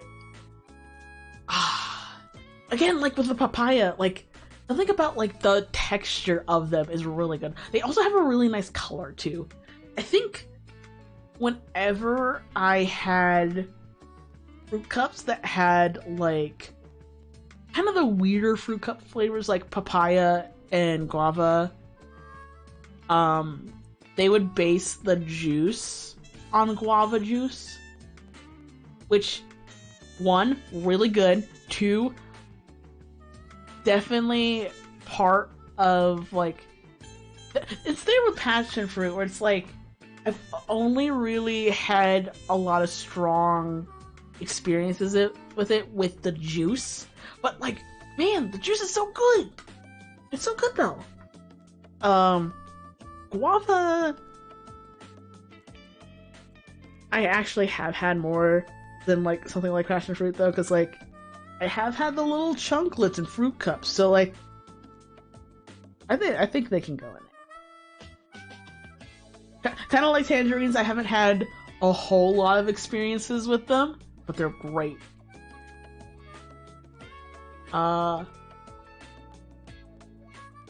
So, I've only had a blood orange a couple of times. They actually look super, super cool. Oh, but they're so gross, though. They're like the texture of oranges, but they're way, way more bitter. And, like, sometimes bitter can be fine, but, like, something about the way they are in blood oranges is kind of like, they kind of taste earthy. Not like mushroomy earthy, but kind of like dirty almost. They have that, like, natural TM flavor to them, which is kind of weird coming from, like, a citrus, and, like, especially with the texture, it's like eating dirt a little bit. They do look very cool, though. I will give them that. I'll put them in. I'll put them in D. I want to skip to raisins really quick and put them in A. Cause, one, I think it's whack as all fuck that raisins get their own slot when they're just dried grapes and, like, currants and, like, other dried fruit don't get their own spot as, like, dried fruit. Congratulations. Hold on. Where is it? Where is it? Find it. Yay! I think it's a little whack that raisins get their own spot, but, like, consider, the California raisins worked long and hard for us to do what they do and to give us a healthy lifestyle. I will say also, raisins are as high as they are because I actually do really like raisins a lot. Like, I think it's a little unfair that they get their own special slot on the fruit tier list, but, like, I guess they kind of deserve it, because, like, raisins are very good in, like, stuff like trail mix, they're good in cereals. Not only do I love plain raisins, and, like, I will get, like, one of those tubs of raisins and just kind of, like, stick my hand in there and, like, eat a fistful. But also, you ever have, like, those Halloweens where they would just kind of, like, give you, like, those little boxes of raisins? I was the raisin guy. I was the one where it's like, hey, I don't want my raisins I'll trade you something for raisins, and I'll be like, oh hell yeah, give me the raisins. So like, what I did is I would get rid of the ones I didn't like. There's honestly a lot of like Halloween staple candy that I actually don't really like. Like, I was never really big into nuts when I was a kid, so like a lot of the nut candy I would trade away for raisins.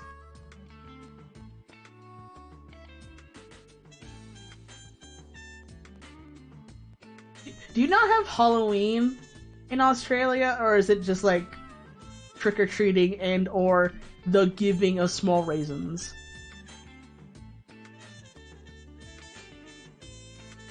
I do kind of see where like taste and texture and like application, they can all be very removed between raisins and grapes. But also I feel kind of like most dried fruit also kind of goes in there too. I kind of get raisins though, because like most fruit usually comes in like chips when it's dried. Like you got apple chips, banana chips, mango I've seen kind of in chips, but mostly in kind of like dried, like they're not quite gummies, they're kind of like jellies, like hard jellies. They're pretty good.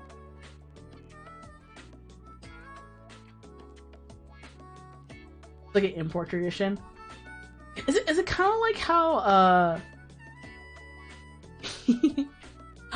when I hear like imported like holidays and stuff like that, I think of like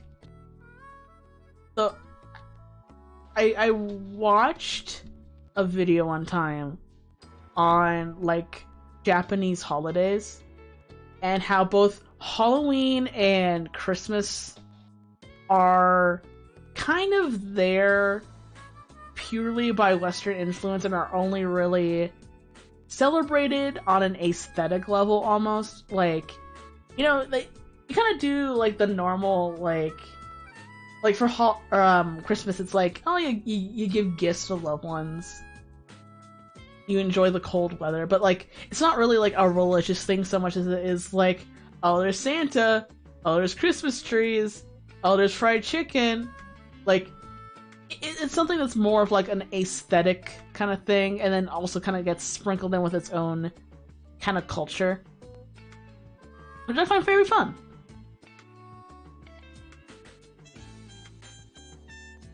Yeah, kind of like St. Patrick's Day. Yeah, I'm 1000% sure, like, the reason we know about St. Patrick's Day and Cinco de Mayo is because Americans found a way to, like, holidayify it just so they can drink a lot. I know here in Canada, in certain provinces and like certain cities, St. Patrick's Day actually does have a lot of more than just drinking application. Like we oh my god. I know Americans kind of have the stereotype of like being loud, obnoxious drinkers, but like it's really bad here in Canada. When we drink, we fucking go ham on it. But there's a lot of that. But also, I think we kind of reappropriated American St. Patrick's Day to kind of be a bit of like a mini Irish heritage awareness kind of thing. Kind of like how like February's like Black History Month and stuff like that. It's kind of like something like that, except on like one day. Like we have like heritage information and like parades and stuff, and that's pretty cool.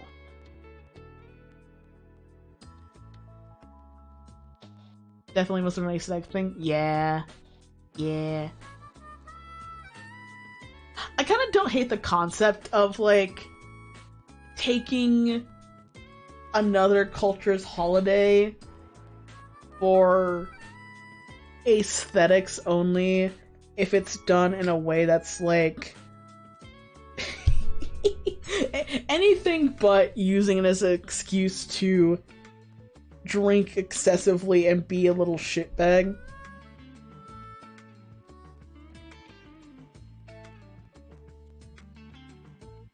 Americans are loud and obnoxious drinkers at any level of drinks. Most other loud drinkers, read us Aussies, have to drink a fair amount before we get obnoxious. I think that's kind of like the Canadian way too. Like, I feel like most of the culture around Canadians and drinking is kind of the same thing where it's like, we can absolutely be obnoxious, but we're also a culture that puts a lot of value on being a heavyweight drinker. So, like, if you're someone who can handle your alcohol, you kind of have, like, a rite of passage almost to be obnoxious when you're drunk. Because it's such a rare thing. Like, it's very... At least here in Alberta, it's very rare to see someone who's, like, a lightweight getting away with being obnoxious. But, like, I don't really frequent bars, so, like, I can't really speak from experience on that, but that's just kind of, like, the cultural thing. I kind of wish, honestly, we in North America had more holidays that were taken from other cultures, but we use it as a remembrance and a informational thing. I'm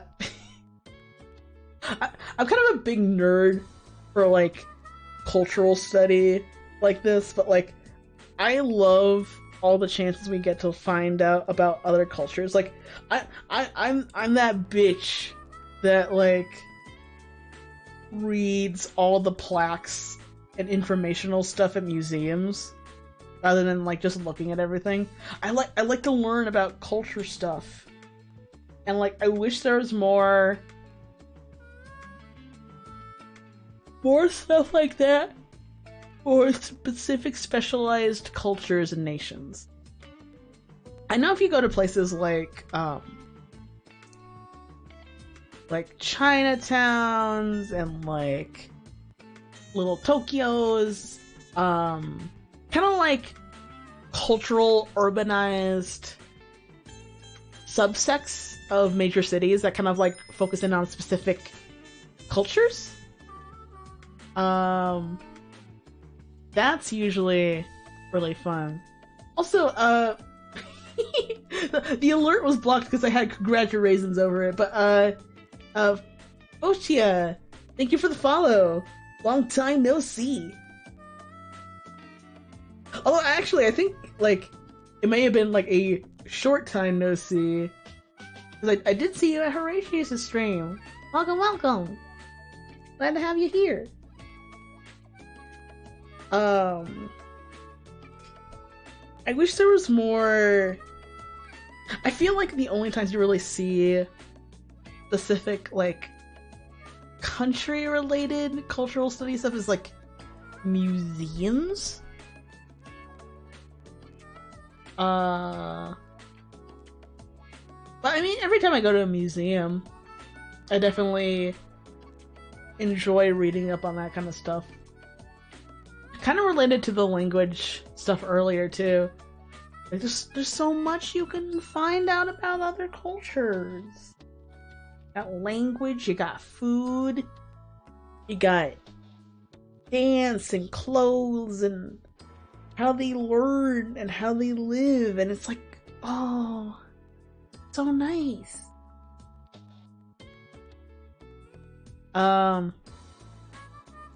Ground cherry. I've never seen a ground cherry. I kind of want to Google it. Ground cherry. It looks like a tiny little orange globe. Oh my god, they're they're kind of cute.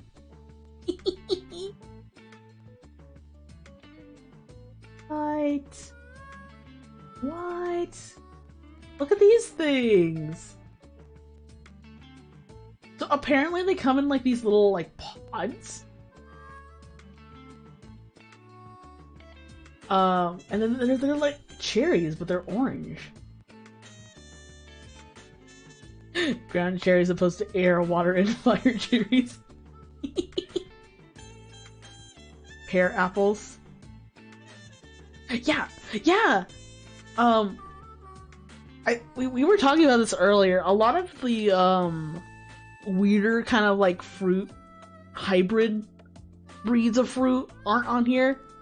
But I did, we were talking about, like, the cotton candy grapes, and, like, we had a big discussion on grapples. Which, I'm kinda glad they aren't here anyway, because, like, I've never had grapples. But, like, it would have really thrown me for a loop if something like the pear apples or grapples were here. What do these ground cherries taste like? And how weak are they to ice cherries? Just like the normal times 2? At least they're resistant to electric cherries. Do ground cherries not have a Wikipedia page? Overview. No, Google won't let me click the overview on ground cherries. What? Oh, well, taste.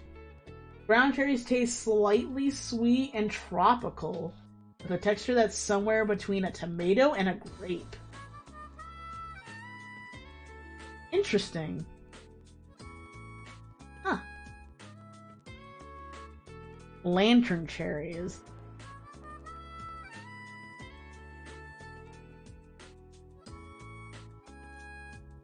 Lantern cherry. Oh! Oh!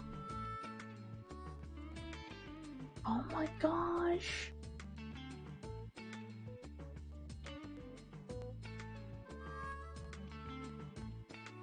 I wanna... It's not the pod, is it? Cause like I see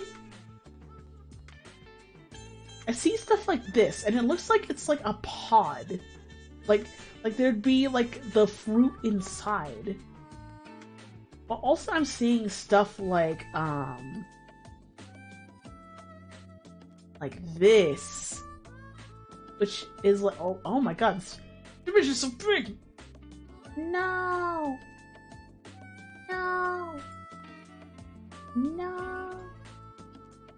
It's got like a little fruit inside, and it's got like this big like kind of like weaved pod around it. The leaves and the fruit are inside. Ooh.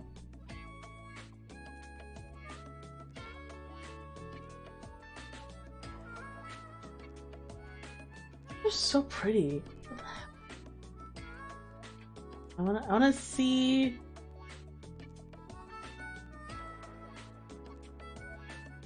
Oh. The papery pods enclose a fruit that is edible, though not very tasty. That is this article that Google is giving me a synopsis from.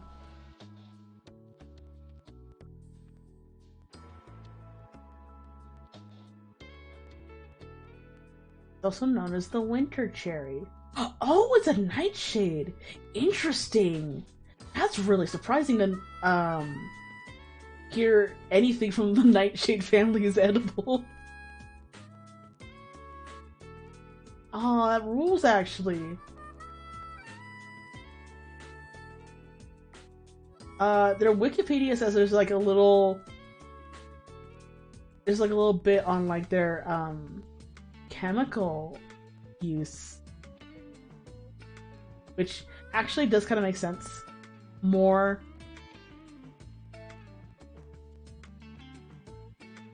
Those are the veins from the leaf. Tomatoes and nightshade or tomatoes and potato are nightshade. Oh yeah. I forgot. Yeah, like it's just like the greens of them are like the toxic one, right? I forgot about that. I'm used to like yeah, you're right. Yeah, it's kind of fascinating where it's like you get like the fruit and it's like perfectly fine, but then like the plant itself is like, if you so much as look at it's like highly toxic and very not good at all. Where was the other thing I was like, apparently there's a lantern cherry in Plants vs. Zombies. Really cute. I'm gonna look at it. Nope. Click and drag. No. Good. Oh, it won't let me click and drag. Take my word on it. There's a lantern cherry in Plants vs. Zombies and it's very cute. Potato plant can actually produce an edible fruit. What? For reals? Oh, the ground cherry on the list. I have not had ground cherry, but it is very pretty cherry. I appreciate it.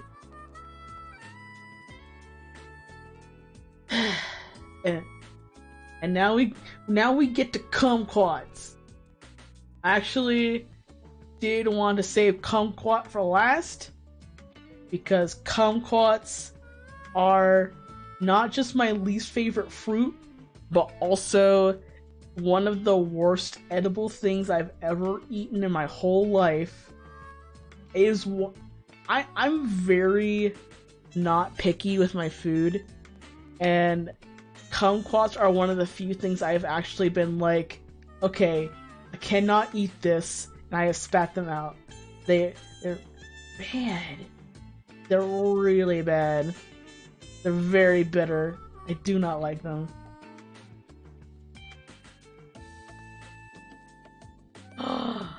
Nightshade stew?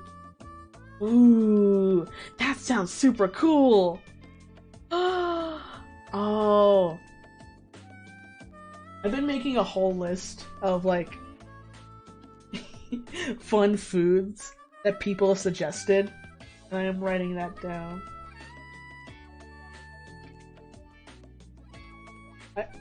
I am also one of those people that just like writes notes on like physical paper instead of like something else while I am streaming.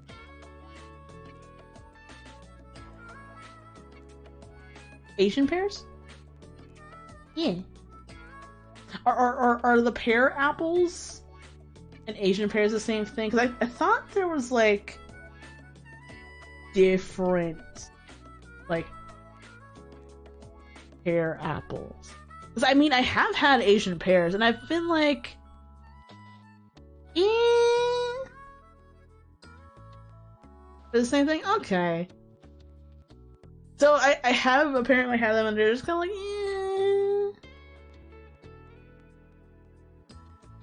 like, I don't feel like super strongly about like the green pears, and like I think like the apple pears have been a little too sweet for my blood.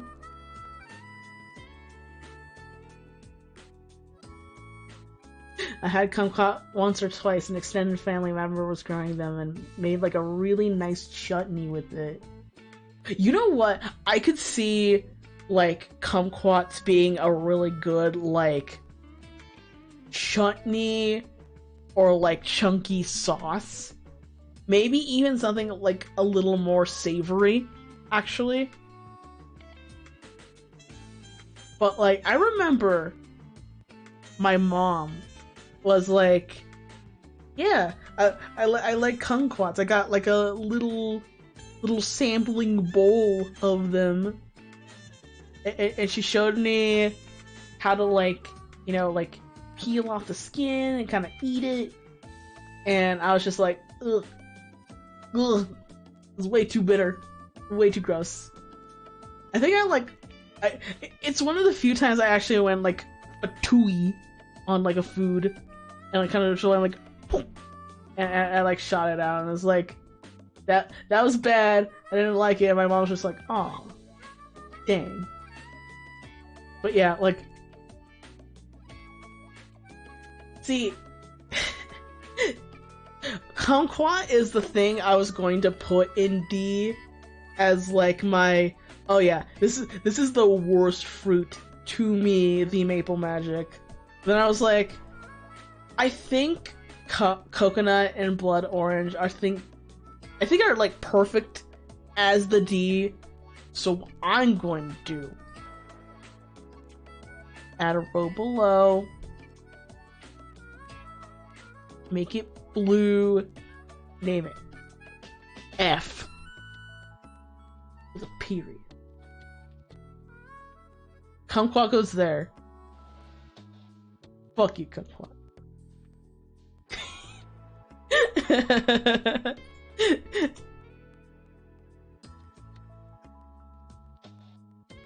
Fuck you, kumquat.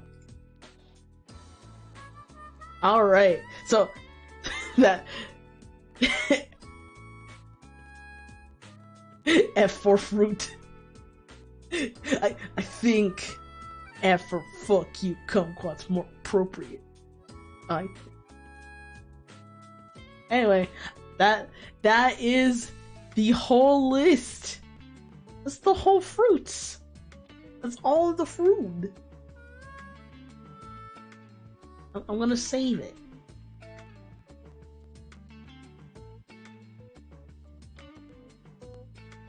Oh, actually, I should,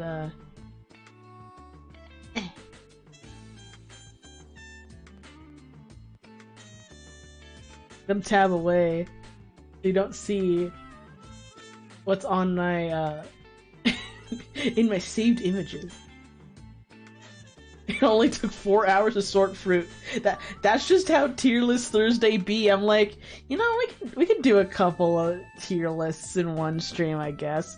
And then we start talking about like the wildest thing, and it goes on for so long. But like, I love it. I like talking to everyone. Tier lists are very good, like springboard or talking about very unrelated things, and like especially here on this channel, like we got a lot of cooks. we got a lot of cooks in the kitchen, but in a good way. And we all just kind of like talk about food and just pop off, and I love that. Yay! I think with that though, I probably should start getting ready for bed. So I will pass you all on to someone else. Let me go see who's here.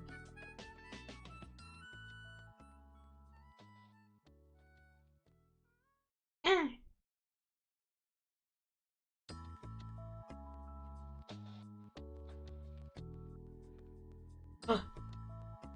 Ooh. Ooh. There's actually a lot of great streamers out right now. So, I will leave it to you all. Would you rather go watch some Fortnite, Ni no Kuni 2, or RoboQuest? Or Sonic the Fighters? I feel like a Sonic option's always good, because, like, it's on brand. It's on trend.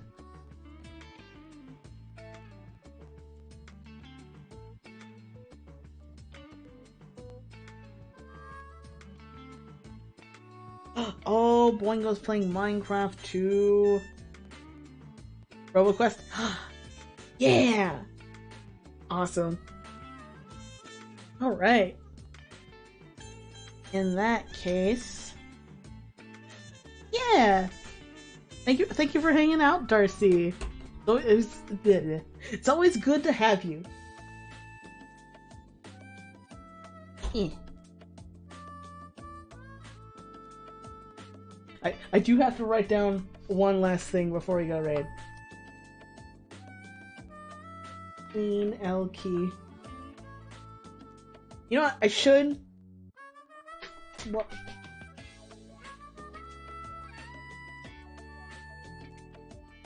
Okay. Oh, graphics card. But I got a new graphics card. I.e. Allie's old graphics card, because she got a new one, and her old one's better than my current one. And I just haven't installed it yet, but I should. I'll do that over the weekend. Oh, we're gonna go raid my good friend Snowfield. He's playing RoboQuest right now. Oh, he's there with his girlfriend, too. Oh, they're a very fun duo. I love them so much. I believe that's it for this week for me. I'm trying to make more. I should probably make a more like public announcement of the announcement I did before on Twitter, but I'll probably do that with like next week's schedule too. Cause that's like I can do it with graphics. I don't think anyone in Nakasen is streaming anything this week, but we will let you know. I will let you know. Outside of that, I hope you all have a great day tomorrow, a good rest of the night. I love you so much. Have a good time with my good friend Snowfield Yuki. Bye!